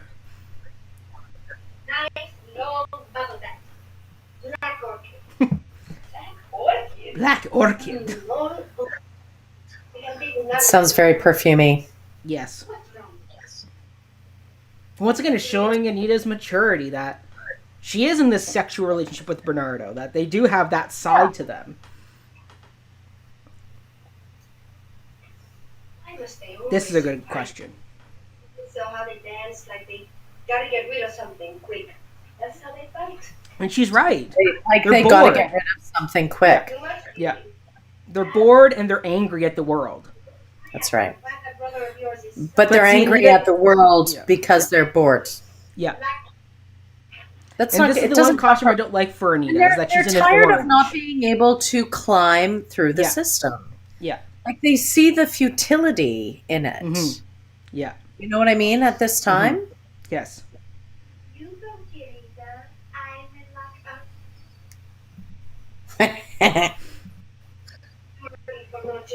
Buenas tardes. Gracias. Where's Christ? He just came from the drugstore. You need it. Not us. We're fine. We're out of the world. You're out of your heads. She's right. But what's great about Anita is she doesn't rat them out. She doesn't stop them, but she goes. She goes. You guys are playing with fire here. Well, what? How can I know what goes on 12 feet over my head? You better be really. I don't like her costume though. Like Anita's colors is purple, and yet she's in this orange, which I don't particularly like. They should have either had her in like a red or a purple. Is her colors? Well, it was. I think it's a work uniform. Potentially, yeah. Because Maria's got a similar. Yeah. No. Yes. See, Tony wasn't gonna go, but Maria freaks it all up. She bucks it all up, as Reed would say. by sending Tony to go deal with this. And it's like, don't send Tony. But it once again just Maria kind of bugs me, kind of like Romeo bugs me. Yeah. It's like they don't understand the world. Like they're purposely put on there to be innocent. Yeah. And I'm sorry, I don't know. Maybe she was protected, but she Well, must she have said she's been here a month. She's been here a month and lived in the dress shop and gone home and sat at home at night. Yeah, but so she doesn't know the bigger world. The journey itself, Mm-hmm. she would know something, right? Yeah. And yeah. Yeah. All right, I now just we're getting think- the song I don't like. Dress so elegant. Oh, I told you. I do like this first part with the dresses. I do find this cute. She is plump, no doubt. That's a nice thing to say about your mother, Tony. Nothing but the fun. Oh, I would like to see Papa in this. They can ask about your prospects. Many. If you go to church, Got church. There you go, Autumn. You're right. Papa might like If he goes to church, Papa might like you. Mm-hmm. So in that way, it is a unifier. Yeah. But they don't talk about that. Like No. that's. Whereas if it were East Side Stories, It would be That a would- very different story. She said yes. she has good taste. Also, what's neat is that Tony's dad's not in the picture.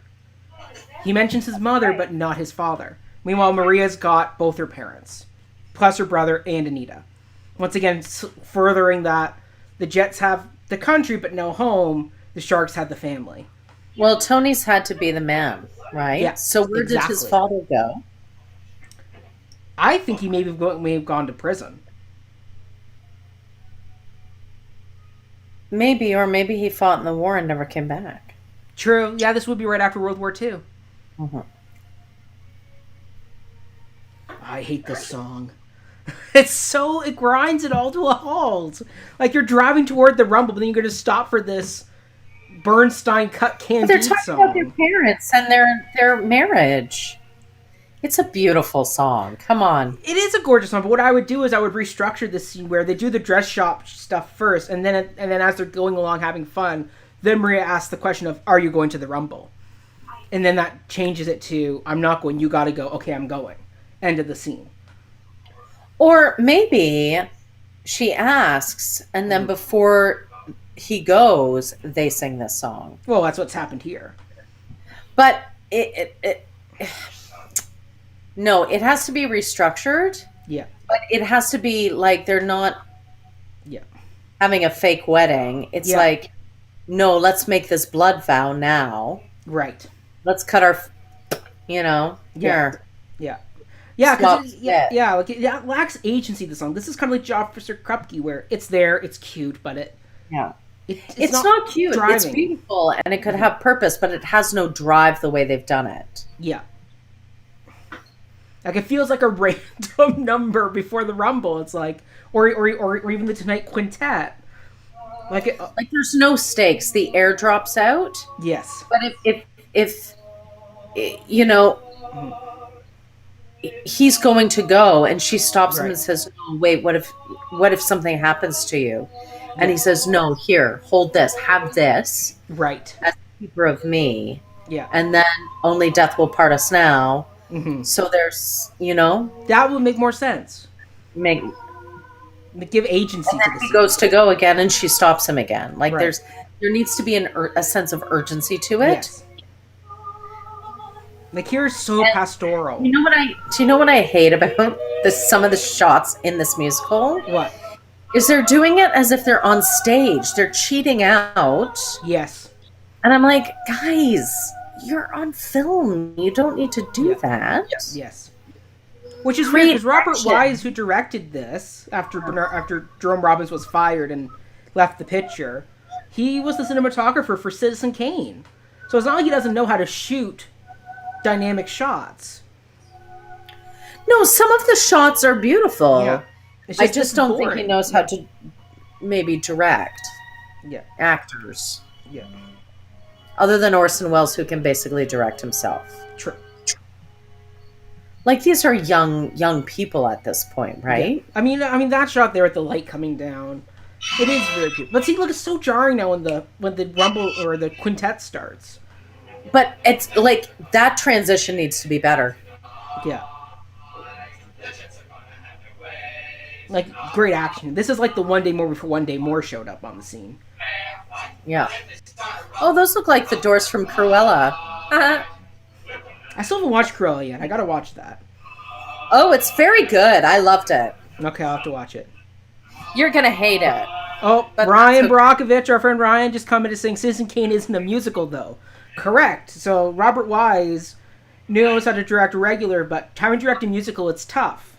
You have to know how to direct a musical on screen, and it's not easy. No, I think I don't know. I don't know. I think the Like, formula this is can good. be This the is dynamic. same.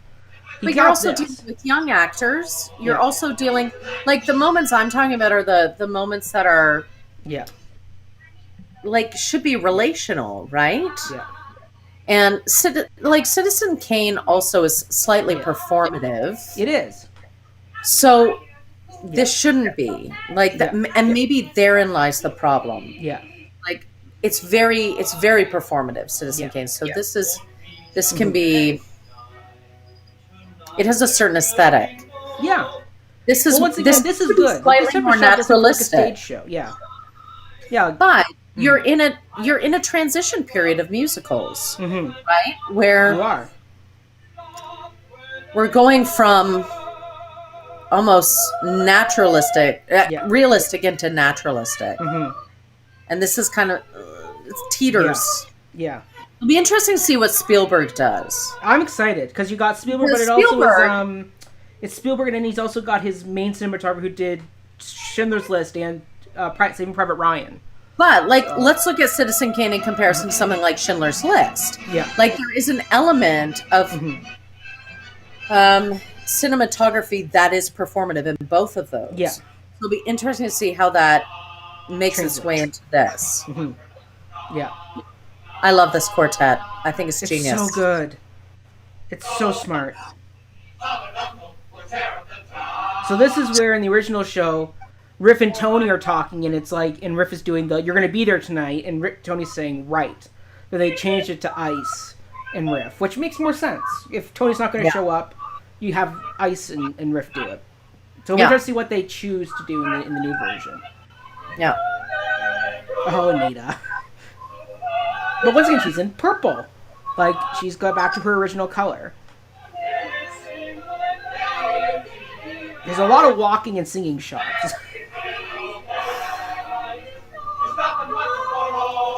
Like, I do like the way they cut this. Like, it is on the beats.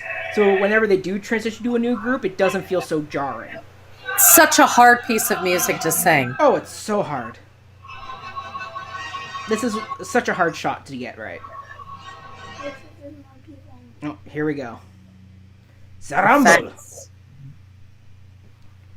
I love Now, that. the new show, it's a different thing. It looks like it's almost in like a salt storage spot. If you look at the trailer, you see the new Rumble spot. It's like they open the bay doors under a highway, so it's almost like it's a storage area under the highway versus a fence, which I think is cool because in fact you got like the white coating on the floor, so when people move, you'll get the scuffs, which I think is a really neat concept. So we'll see how But that looks. there's one one company did it in like an underground garage, and I'm like, that's oh, that's neat. really smart. Because you've got the you feel Yeah. contained in like this Yes. pressure cooker. I love that. Yeah. Or in like an old train Mhm. like Yeah. depot. Yeah. Something like our subway depot would be great. Yeah. Once again, the jets showing up height-wise, they're above, right? Sharks came in from the ground. Such an Outsiders. The Outsiders. Have you ever seen The Outsiders? No. Like an Outsiders poster. Did you see The Outsiders? No? What? Like, what's wrong with the pair of you? I know the kids have never seen it. So this is set. It's very similar to what they had in the '57 musical. If you look up the Rumble from the '57 stage show, this is basically verbatim set piece. Now, what's neat is, so Jerome Robbins was fired right before they filmed this. And Robert Wise went into Robbins' office and said, on your typewriter, type out every beat that needs to happen in this scene, in this dance, because you need to get the music right. So if you listen to the rehearsal track, it's literally just the conductor counting the beats for the actors so they can hit the right moments. Ridiculous. Why was Jerome Robbins fired? Because he was being very difficult to work with. Because he came in knowing what he wanted, and then he would start changing shots. So they went way over budget for the New York shoot. And then apparently he was, once again, Jerome Robbins was not a nice guy. To be honest, like, let's be frank. He was a bit of abusive. Like, nowadays, people would be speaking out against him, no matter how good of his work he was doing. So ultimately, they got rid of him. He was removed. But Robert Wise did a good job. I mean, the fact they also have Bernardo, the guy who plays Bernardo played Riff, so, like, he's done this scene a number of times, so he would know how to do it too. Okay, we're in the ultimate moment here. Yeah. The hand protecting the little one. I'll give you a barcayito. Pretty boy. See, Bernardo, once again, it's pretty boy, right? He's they're showing both sides are just as petulant. There's no one side is better than the other. They're both just as bad in this moment. Well, he's also fighting for his sister. Yeah.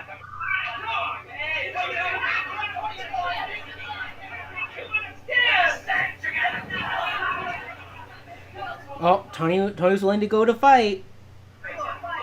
Doesn't look like a fighter. Well, I think that's the point, right? He's gone. Tony's retired.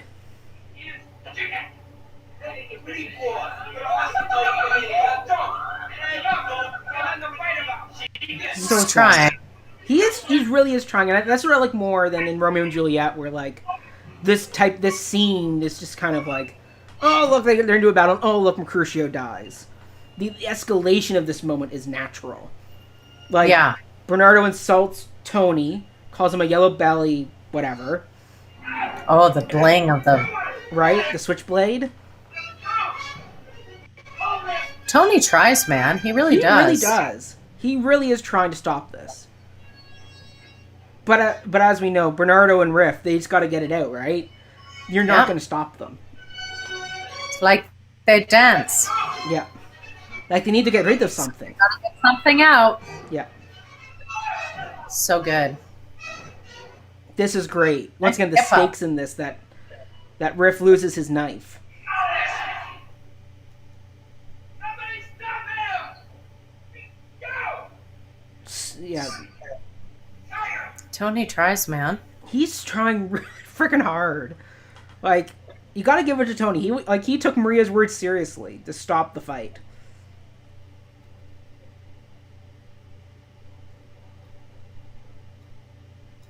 And once again, Bernardo taunting Riff, right? Like, yeah, it's like the shark slowly swimming towards its prey, and then Riff gets the upper hand, gets him in the back. Yeah. Bernardo's off his pacing. Riff's actually about to kill him in this moment, and then this is such a better way to do this. Death of Mercutio. That's less of Romeo getting in the way, and it's more just a plain accident. Like, it really is an accident. Bernardo, you can see right there, Bernardo does not mean to do this. And Tony's hurt. And so he stabs Bernardo. And see, once the two leaders are out of the way... show how it, it just shows how it... Yeah. Well, once again, the leaders are gone, now everybody gets off their leash. And the fact that they all went... This is going to be a fair fist where they all show up with weapons like chains and bars and switchblades. It's like, they didn't trust each other. They came armed and ready. Like, it was always going to end this way. Yeah. Of course they did. Yeah. Of course you do. Of course you do. Yeah. Get that last hit in there. It's so... And then, like cockroaches, they scatter.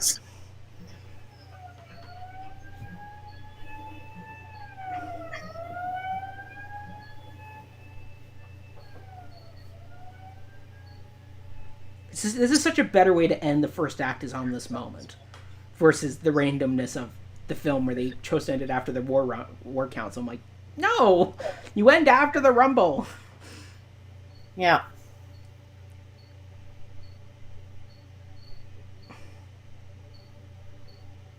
It's amazing how he switches sides here. Yeah, well, once again, he goes to Bernardo first. No, I went to Riff first. Does he go to Riff first? Yeah, he went to... Maria! The pain of that line. I do give it to this actor. He doesn't get a lot to say, but like what he does have to say is great. Oh, and of course, who shows up? Anybody's. The Fool. Yeah. And she picks up the knife. Smart. She's so stupid. Mm-hmm.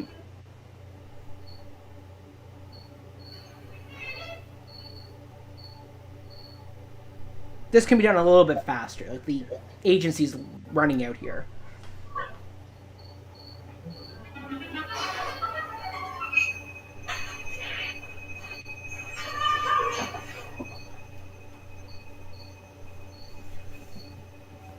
And of course the bell. Once again, the church bell. You're right, Autumn. Religion does have a part to play in this. How are our West Side Story novices doing so far? How will you get forgiveness? Mm-hmm. Are Hannah and Reed shocked at the death? Ignorance is bliss, isn't it? Mm-hmm. Well, that's what Maria is, right? Her bubble hasn't been popped yet. And now she's gallop apace, you fiery-footed steeds. Mm-hmm. Towards Phoebus' lodging. Yeah. Anita's kind of like the nurse a little bit. Well, right? Anita's the mix of the nurse and Lady Capulet, right? That's what she's supposed to be the representing. She's Juliet's partner. Yeah. But Anita's so much better than the nurse and Lady Capulet. Like, leagues and bounds. They took that role and just really expanded it. Apparently, Jerome Robbins had a lot of fun choreographing this with Natalie Wood. They had a very collaborative relationship. Like, if they found something wasn't working, they would go back and redo it. Like, it does, like, once again, the music and the dance capture that blissful unawareness that she's feeling right now. It makes sense of why she's dancing this. Oh. Chino got home fast.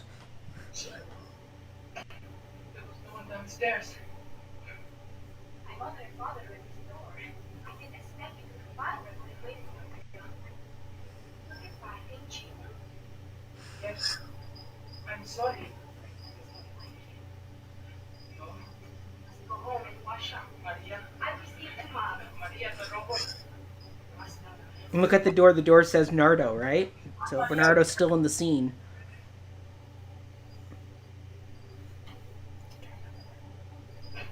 It's like Maria's closing the door on her innocence right there. Yep. It's bad.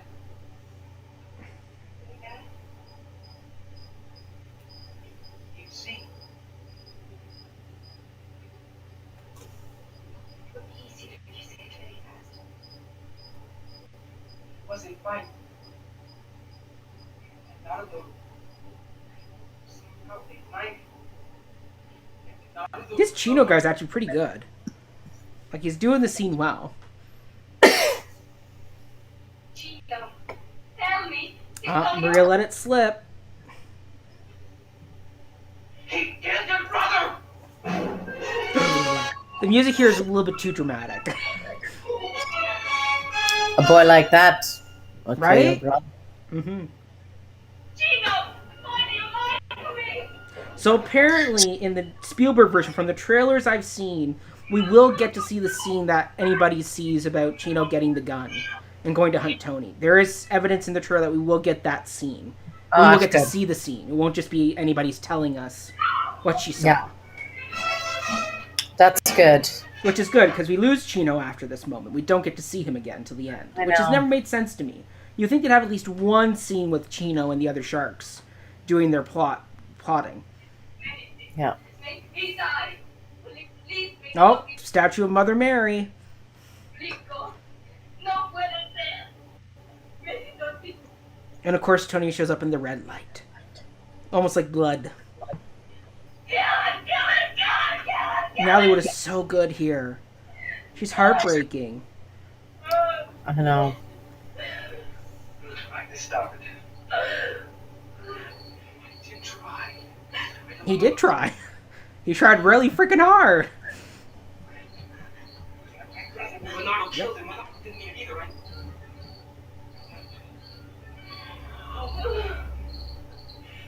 I should know.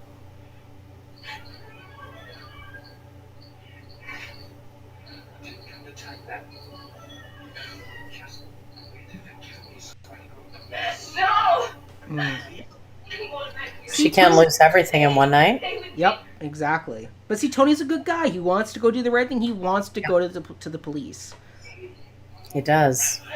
Tighter. Yeah, we forget about Chino, really, don't we? He does. He disappears until he shows up at the very end. At the very end. I mean, we hear about him from people, but we don't get to see what he's doing. He's also in love with Maria. He is. Well, he's the Paris He's role, been right? promised Yeah, to Maria. exactly. Now, that's a little bit of a Yeah. outdated thing. Oh, here comes one of my favorite songs.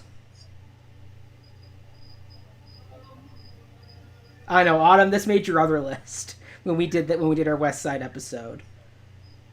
Like, it's beautiful. I like it here because he's It works singing here. it. Sometimes it's an ephemeral person singing it. After and the ballet, yeah. back. Yeah, it doesn't work, once again, which I'm hoping... Like, in the trailer, we have Rita Moreno singing it. So I'm hoping... That doesn't matter. Well, I don't know how they're going to have it staged. So I don't know if Rita Moreno's singing it to either Tony and Maria, or if she's singing it as they carry away Riff and Bernardo's bodies after the Rumble, and she's sitting in her shop watching. I don't know. What's Sarah saying? Yeah. What's Sarah saying? Oh no, Reed was just asking something. Oh, what's Rita wanting to know? Oh, he was just wondering. He's wondering why other this- people are singing, why other people would sing this. It's like, why would someone else sing this? Oh, because in the stage show, it's meant to be like an offstage ghost voice. I know, it doesn't make sense. Well, it works in the 957, right? Because that was the ballad. That was right after Oklahoma, right? So you would have these other voices, these other people on stage singing this song. But it works better here, where it's Tony and Maria singing as a comfort song. It's I still don't like it. I know It's you not. don't. I'll tell you why. Because it's not desperate enough. He's just killed her brother. Yeah. It's a very fast turnaround to them falling into bed. Make out. Well, We'll more than sing just this make out. little ditty, Yeah. and then we'll make out. Well, it's more than just make out that they're falling into, Autumn. They're gonna do it. Yeah, it's their wedding night. They're gonna seal the deal. Exactly. But it's not. It's too nice. Yeah. Talk about purple. Yeah. It's a little too purple. So It maybe is. the ghost needs to sing it. I don't know. I just think it's a little schlocky. I don't think you need it. I think you do. You know what I think it is? It's an opera song. Well, once again, the song is written, it's supposed to come now because it comes back at the end. And you need to set the song up now so it's more tragic when they sing it at the end of the show. I think it could just be orchestrated if you want to do it that way. Yeah. I don't think you even need it at the end. I think two households, both alike in dignity. Oh, whoa, never was there such a tragedy. Yeah. We got it. We watched it. We watched it unfold for 3 hours. Congrats. This is a good scene, though, between Arab and Baby John, though. I'm liking this scene. Maybe they should sing it. Yeah, that'd be good. You know, it'd be great if Baby John was alone on stage, hiding, and he sings it to himself, and then A-Rap pops in and interrupts the song. Yeah, like something like to comfort himself, like it's a lullaby. Yes. That would work. I would like that. Meanwhile, Maria and Tony are freaking out on a balcony somewhere else. Yes. Do some Kushner cross staging. Yeah, you could have all the lights coming on, like people cleaning their hands, like very Lady Macbeth. Yeah. Stuff. Yeah. We're going to bring in the Shakespearean references. That would be good. And the Catholicism and the guilt. Yeah. Let's exercise it. Yeah. Well, big discussion. Big discussion time. Yeah. Let's play it cool. Well, this is where Officer Krupke... Well, because in the stage show, Officer Krupke almost catches them. And that's how they get his hat that they then use for Officer Krupke. So this is where they've changed it. And now it's cool. This is where Krupke should have been. Yes. Well, this is where it works, right?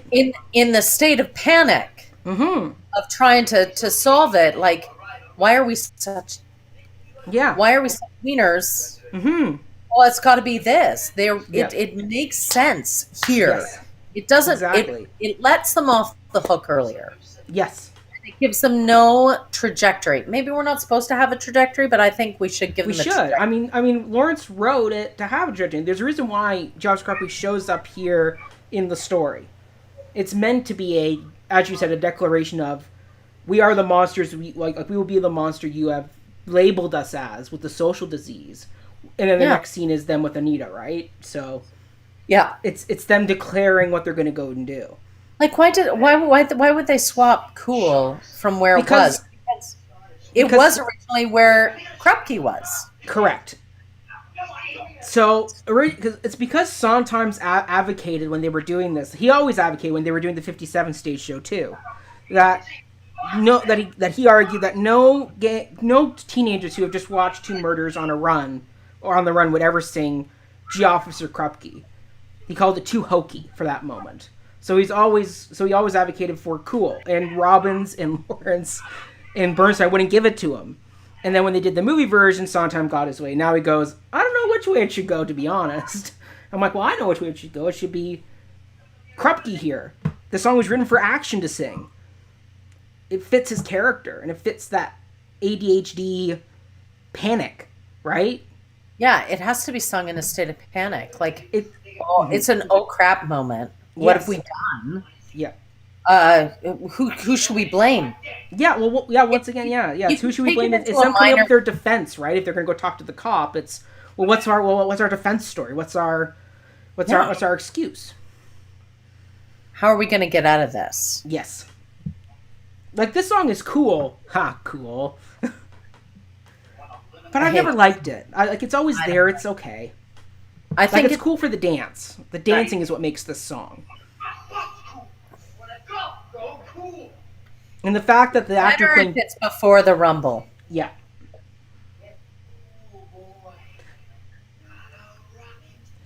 Like, the fact they added this character of Ice into the movie to sing this song, because they couldn't have Action sing it, right? Got a rocket in your pocket. He's basically saying, put it away, boy. Yeah. Put it away. Yeah. So Jerome Robbins was actually on set for this, and he had them run it so many times, and they were so hot that the actor playing Baby John had pneumonia, and he fainted on set because they weren't getting it. And so the day they finished filming this scene, they all took their knee pads and burned them in front of Jerome Robbins' office as like a screw you to Jerome Robbins for making it. But the fact that a lot of these actors were the stage actors. Like, they got a lot of the Broadway cast to come back and do this part, because the musical came out in 57. This is 61. So they would have filmed this in 60. So, like, they could still do the parts. Easy Action. I love Action. He's my favorite. Mind you, it's because in the stage show he sings to Officer Krupke. Like, the dancing is fantastic. Oh, it's very Bob Fosse. Cool, it's cool. There's something scary about it. Tight little wires are, I guess. Yeah. Right? It's wine, pow. It's them dancing to get something out. And I don't think they really realize their actions. No, they don't. The possibility of what could happen. Yeah. They're going And to you kind of jail. They're wonder accessories to if murder. anyone holding a gun realizes what could happen. Yeah. Or is it just, people are so young. They are young. Well, they don't understand what they've done, right? I mean, to be honest, if they get when they get caught, they're accessories to 2 murders. There's manslaughter charges. There's something like charges are coming their way. Yeah. They're not just going home. No, it's not going to end well. No. That's why this is so much better than Romeo and Juliet. It is. There's better stakes in this than Romeo and Juliet. The other thing about the Jets, which I find very interesting physically, is their shoulders are always forwards. Yes. Whereas the Sharks are way more open. Yeah. Right? Yeah. Cool. Go. Crazy. I mean, this is Bernstein at his coolest. With this fugue that he's written. Which, once again, in 57, this was very revolutionary sounding music. Like, this was unique. I mean, you think, before this we had Oklahoma and South Pacific. Nobody had written music like this before. Well, for musicals. Yes, for musicals. Right? Because you have people like Aaron Copland who were with writing music like this. Yes, but nobody had done it on a musical stage. No, so that is what's neat about this song too. I mean, and also the fact that they really are doing this dance, so like you can see the little sweat coming off these actors. Oh yeah, no, it's amazing. Like the intensity that they're giving this performance is incredible. Like this is Jerome Robbins at his finest. I guess perfection pays off. It really does. But to what end? Mm-hmm. Well, once again, if we were looking at Robbins today, we would all agree he was very abusive as a director. But look at them. The breath. Yeah. The breath in this moment is phenomenal. Well, they're huffing, right? You can see they're pushing, but it's that. But they're also they're exhausted. Yeah. So maybe he needed to exhaust them to get them to this point. I don't know, but potentially. Very methody, Jerome. It is very methody, which you and I both are not big fans of the method. Well, it's not safe. No.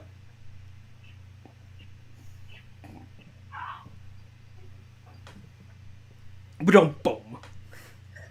Okay, so the ending is bad. Yeah. Like they didn't need the power; they just need to walk. It should have not ended. It should have been like. And it should have been just out of exhaustion like this. Now what? Yeah. That would have been a better. Yes. No button would have been better than the any button. Mm-hmm. Oh, anybody's is back. Once again, she's important to the story. She's the one that's going to give them the critical information they need for the end of the show. He's the fool. Mm-hmm.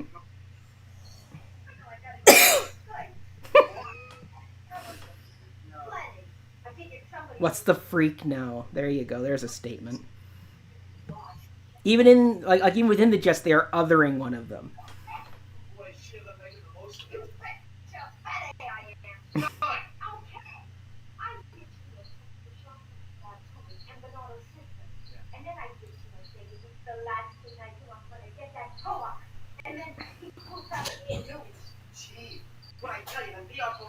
So you see, we hear about Chino, but we don't. Like, why not just give Chino this scene where he's gonna do it all, like, the conversation on the roof, or show us anybody sneaking around listening to the convo? Such a more dynamic way to do that scene versus third party afterwards. Yeah, we should. Yeah, we should have seen that moment. Which I'm glad Spielberg. It looks like they're giving that moment. Because we see in the trailer, there's the shot of the gym, like the empty kind of wrestling gym, and we see a person. I've watched it later, I'm like, oh, it's anybody's. Aw, see, Ice gets anybody's. Well, I think he's grateful. Yeah. Oh, the authority mayor figure, right? Because we saw the like those are vote. So the fact that the eyes are watching. Oh. Chino.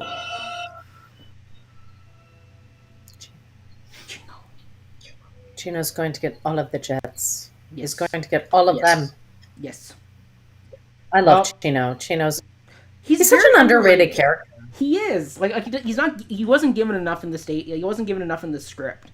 They should have given him more scenes to get better understand his character. And we have the '60s version of waking up in bed together. The man is shirtless and the woman is in her nightgown. Oh, Rita Moreno. Like, just the way she walks in and you can already feel the pain of what she's doing.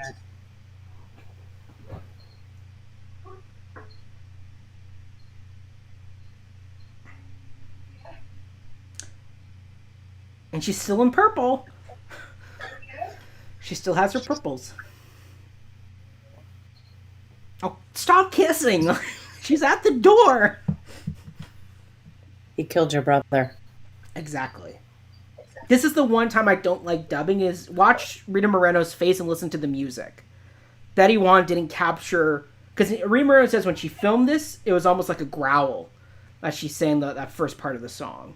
And if you watch her face, it's more vicious and vindictive. And if you watch the singing's very operatic. It doesn't match emotionally. No. So yeah, just watch the moment. You'll see what I mean. So imposing that Anita's shadows in the door there. Like, the outside world is just waiting to come in. They're living in their bubble for a few seconds longer. And the music is scary too. So great.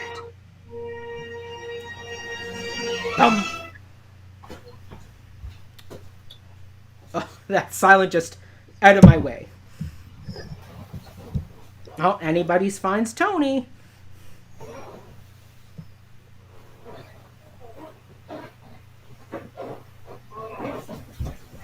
See, Maud isn't even happy. He is one of them. No, Anita. Yes. I hope they do the song in Spanish like they did on stage. See, the vocals are off. Like, she looks so angry and growling and hurt. The music is too nice. Yeah, it should almost be spoken. Yes.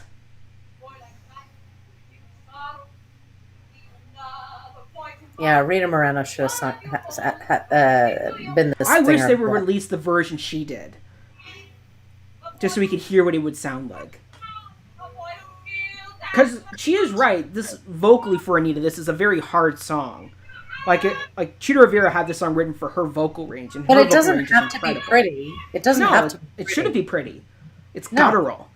The anger and hurt that's supposed to be coming out here is guttural. Yeah. When she was with... He'll murder your love. He murdered mine. Just wait and see. Just wait, Maria. Just wait and see. Oh, Marty Nixon. See, she works. Marty Nixon works here. They match face and voice.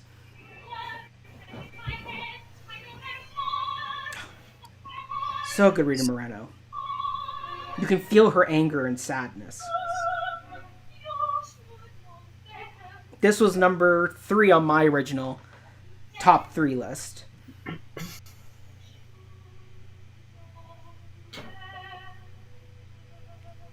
Like, it's such a great conflict song. You get the arguments on both sides. But Anita's pretty wise. Like, she comes over, right? She sees Maria's point. She concedes the truth of, if you love someone, like she loved Bernardo and like Tony loves Maria, there's nothing you can do. Love is love, right? Because love is love. Mm-hmm.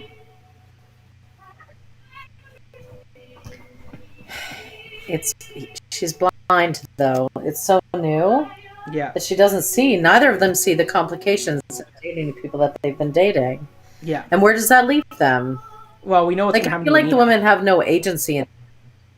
Well, it's once again, it's Juliet and the nurse, right? This is the Juliet and the nurse scene after Tybalt dies. That's what this is, the mirror scene, if you're looking at R and J. Yeah. Yeah. But the lyrics are so beautiful.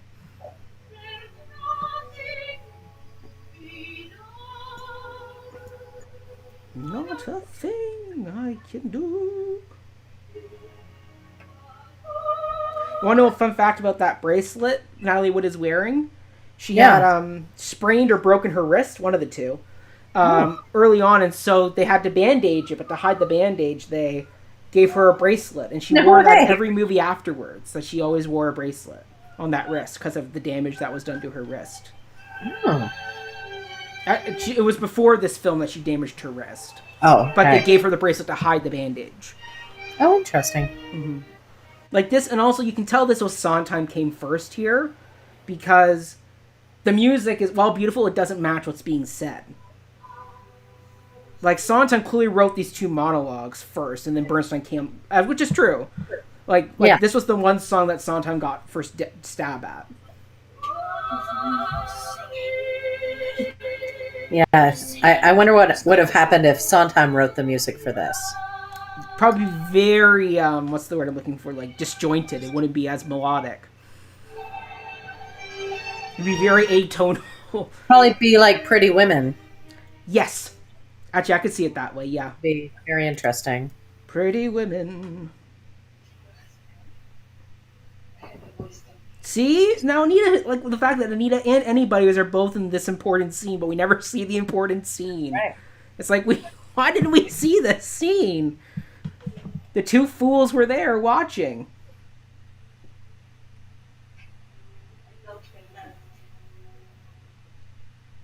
Oh. Who's at the door? Once again, Maria, or Anita being mother hen, she protects Maria right away.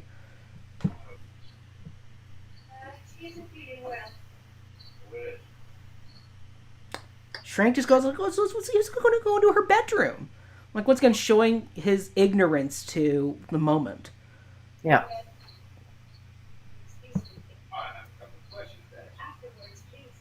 Like, he's doing his job, investigating the murder. But the way he's doing it, like, he just went and grabbed her. Like, I guarantee if he was talking to one of the Jets, he would be a lot gentler.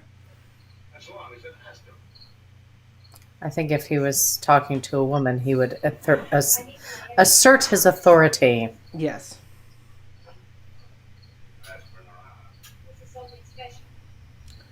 This is the doom of Anita. This moment right here. She just has to say no. But she's brave.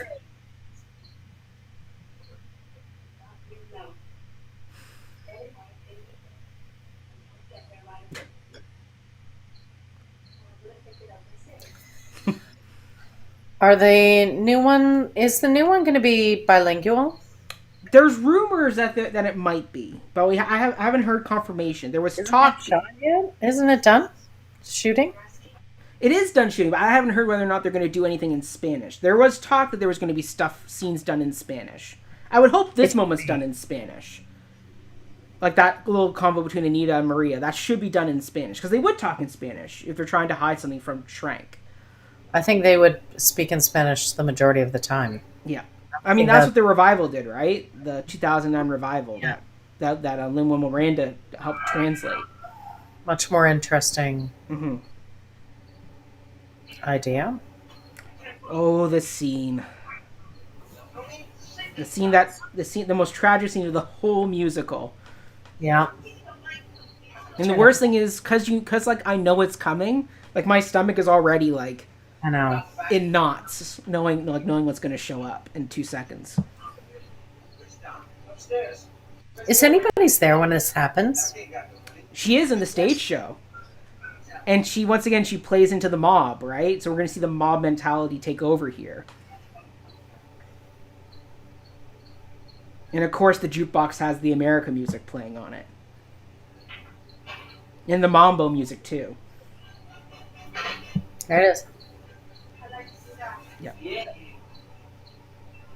And the fact that you notice, because Ice isn't in the original stage show, they got rid of him for this scene, saying he's in the back alley. So once again, it comes back to action being the driver of the Jets post-ref. Action. Yeah. So see, anybody's is egging on the other Jets, right? She's giving them the comments too. Well, she's just become one of them. Yes. Like, she's so fearless, and like the fact she steps further into the fray. Downstairs. Didn't I tell you he ain't here?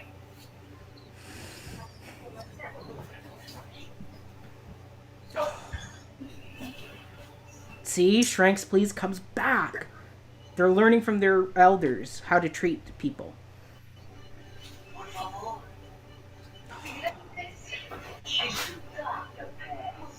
I wonder how they're going to do this scene in the new version because of how sensitive people are now. Like the language that's used in this scene is very harsh. So I wonder how I hope they don't tone it down for the new version. No. I hope they keep it just as painful and cruel. Well, it's a sign of what happened during the times. Mm-hmm. Still happens. See, it's anybody's who gives them that bit of info. Don't do that.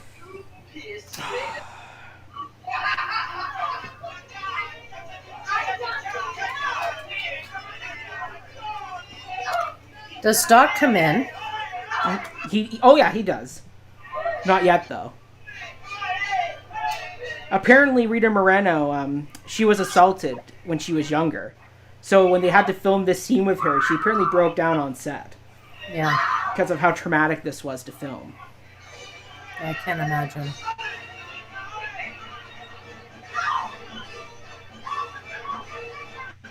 Poor baby John, too. I know, right?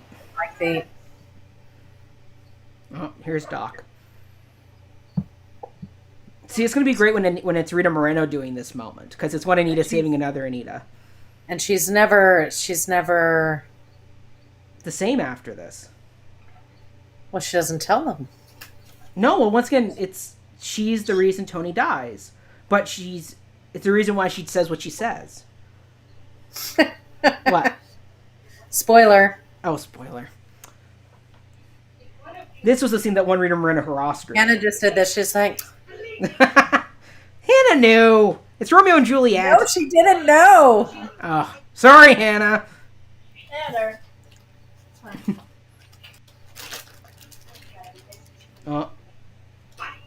Just the way she says buddy, right? It's that Anita's giving it out to them. You tell him that Tino found out about them. And shot her. She's dead.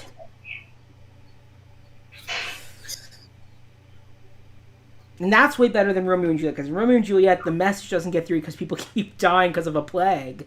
Here, it's like there's an immediate reason why the message keeps dying off, and Tony doesn't get the message about Maria. That's right. It's, again, you're right. It has that better. Exiled.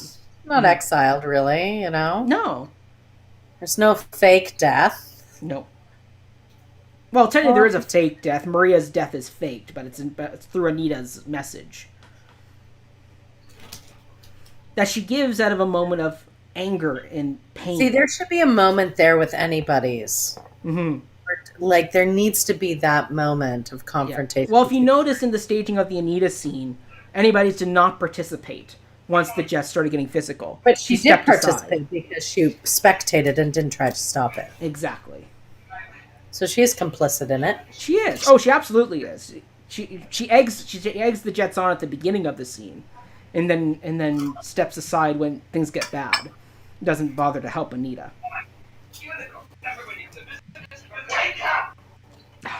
Doc. Do just what you all do. Just like a hot water pipe. Scotty, why do you kids live like there's a war on? It's interesting after so many people of generations before had lived through actual wars, depression, and then this. It's like, why are you creating your own war? Right. Well, that's exactly it, right? I mean, why do we need to have war? And I can't. That's a big conversation. I can't have that conversation now. No, not in the last 15 minutes of the movie. It's futile. It is futile. And that's what we get out of this story. That is futile. Yeah. It's a The futile. futility of anger, of petulance, of war, Yes. of greed, of Yeah. ownership, of the patriarchy, right? Ugh. Don't go down the hole, Autumn. Don't go down the rabbit hole.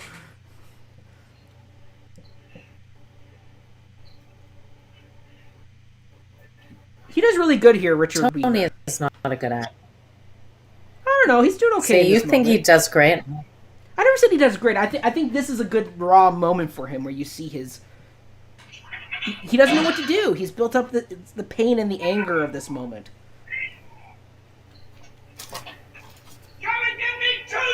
He just doesn't live in his body.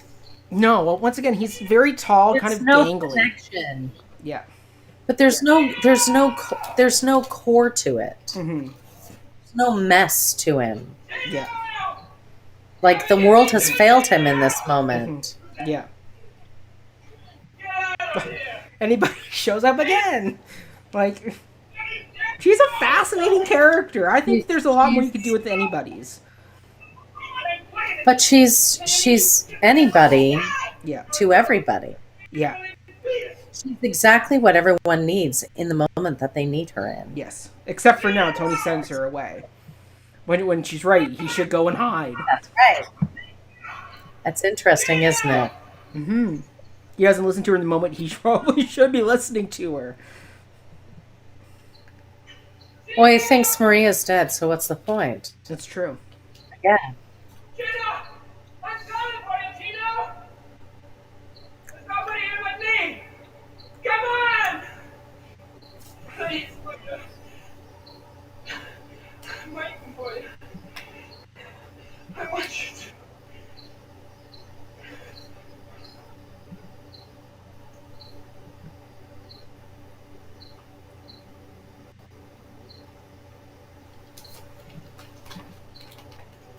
Tommy! Sad. So this is where... Hold on, I'll tell you where the lady, when I saw this Stratford, had her big emotional outburst. Maria! Maria! There. So right here. So the shot went off and this lady in the balcony went, "No, Tony, no!" And everybody... Like, we all were in the balcony. We all just did the whole big, like... the Arthur head turn at this lady, who was inconsolably sobbing. Oh no. And I was like, Had she never seen it before? I have no idea. I just know that it pulled me out of the moment. In not a good way.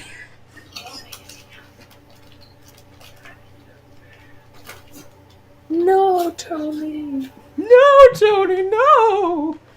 Like, it is sad, the fact that Tony dies, and Maria's here having to cradle him, right? Like, it's way more tragic, this ending. And see, this is why you have them sing the song early.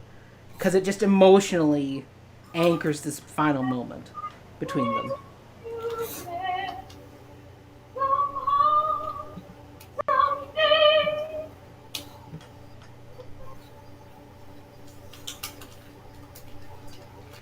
Like, it's sad.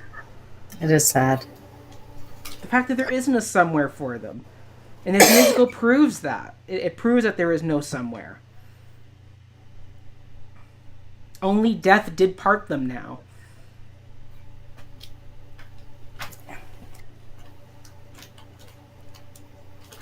Natalie Wood is so good in this moment. She's great. Two households, both alike in dignity. Yeah. Yeah.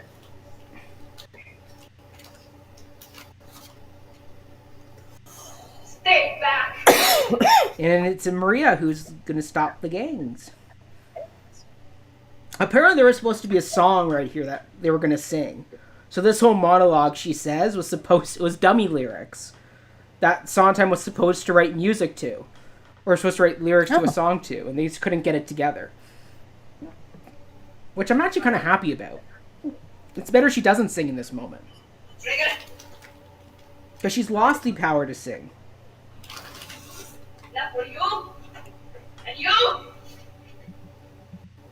All of you! You all killed him! And my brother!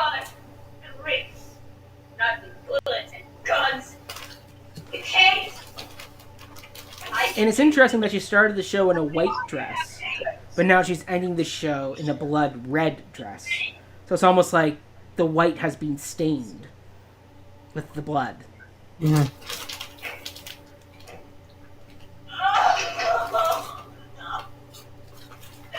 Like, she's so natural. I know, she's great. Like, it's authentic. It's not a forced breakdown that she's having. It's an authentic breakdown. Shoot! Touch him! I don't know what's going on with the audio there. That's always been a weird audio moment where she does the "Don't you touch him." I love that she looks at him as if he's to blame. Yeah. Well, Because he he played a is. part. He played a part in Tony's death. They all did. Like, Riff getting Tony to the dance was his fault. Bernardo egging Tony on at the Rumble was the other part of the problem. All doing it. They all have a part to play. They all brought about the death of Tony. It's so petty. Mm-hmm. Their squabble is so petty.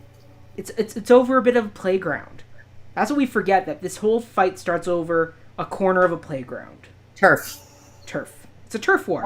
But haven't we been fighting over land for centuries? Yep.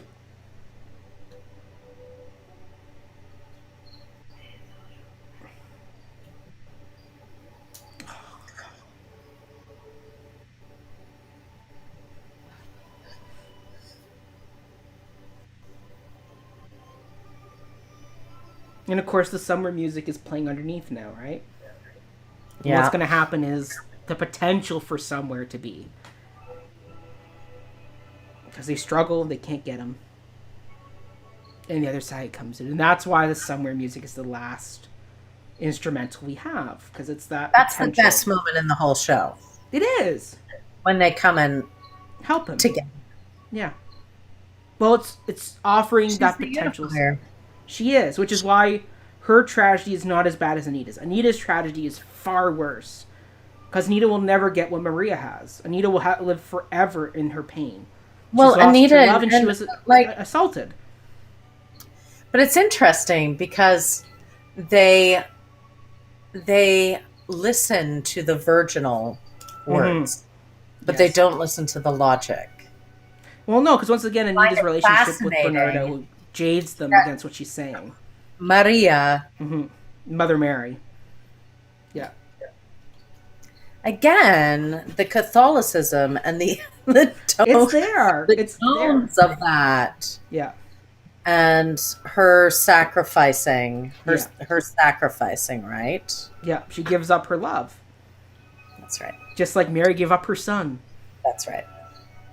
Damn, I never saw this religious angle before. Now you got me seeing religion all over this piece. Well, I got thinking about it. I've been thinking a lot about Catholicism a lot lately. I know. For various reasons, but it's the power of that religion is very big. It is. You know, the buy-in is there, right? It is. Oh, and look! Look at the end, right? It's divisive. It teaches people to divide. Hold on. Look at the end. Like, look at the only person they arrested was Chino. They didn't get anybody else. They let all the other gang members walk away except for Chino. He's the only one who has to get arrested at the end. And how do they know it was Chino? Oh wait, we've got to watch the end. Oh, there's director Robert Weiss and Jerome Robbins. Yeah, I mean, I do love these Robbins' credits. name is slightly bigger on two line, so Yes. it's more standouty. Yes. Well, there we go. We made it through our first live musical Did it. commentary. Thank you did for it. our friends and family who tuned in. Hannah and Thank Reed, you. we need to hear from them as the West Side Story novices. What did they think? What did you think? Good. Good. Good. Who's your favorite character? I don't know. All of them. Oh, that's a good answer. All of them. What was your favorite dance? That's a good question. I don't know. The dance. Like The dance is good. And the dancing. In the dancing. dance. Oh, at the dance. Yes, the dance at the gym. The dance at the gym. Jim's dance. Autumn's favorite dance. It's my favorite dance too. Hmm. Actually, all the dances. Cool is also great. Oh, it It's is. just- Like the choreography by Robbins is incredible. And see, great. look, Natalie Wood is first, right? Because she was the name of the movie. She was the selling factor. and That's then why she you brought her in. And then Tony and Riffin need all get their co-starring credit. That's weird. Yep. And then look, George Shakiris gets like another with the with. He won the freaking Oscar, and he gets a with George Shakiris as Bernardo, and it's like it should be with like Riff and Bernardo. They should have the same line. Tiger. That's interesting that they put the Jets Yeah. first. Yes. Well, they have more songs. Yeah, I guess so. They are more prominent in the story with the way it's written. Once again, Yeah. the sharks disappear in Act 2. And I wonder what would happen if they didn't. Well, I'm hoping with Spielberg adding in that scene with Chino, I hope we get more of the sharks after the Rumble, because after the Rumble, they disappear. It'd be great to have Cool as like countered. Yes. I agree. I do like this instrumental, though.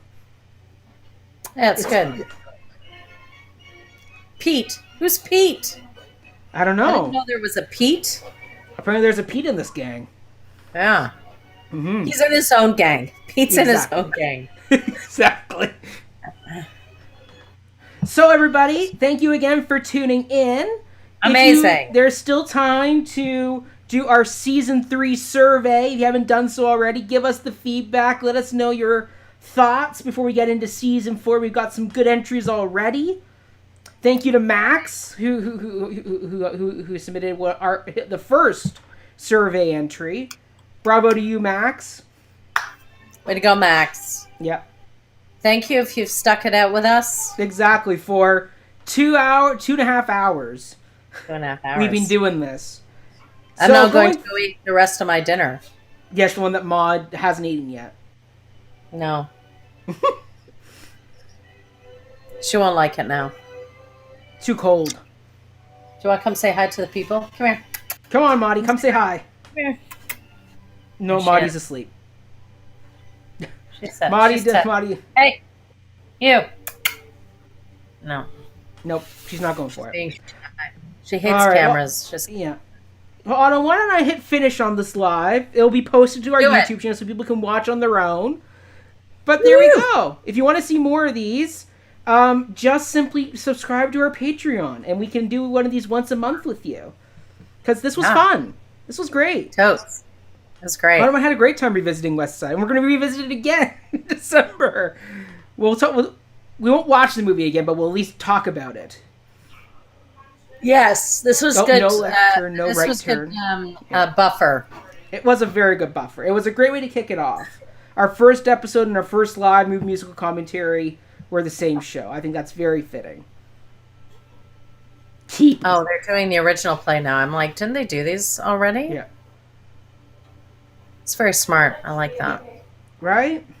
Yeah, it's good. It's good. All Yay! right. Yay! And we are out.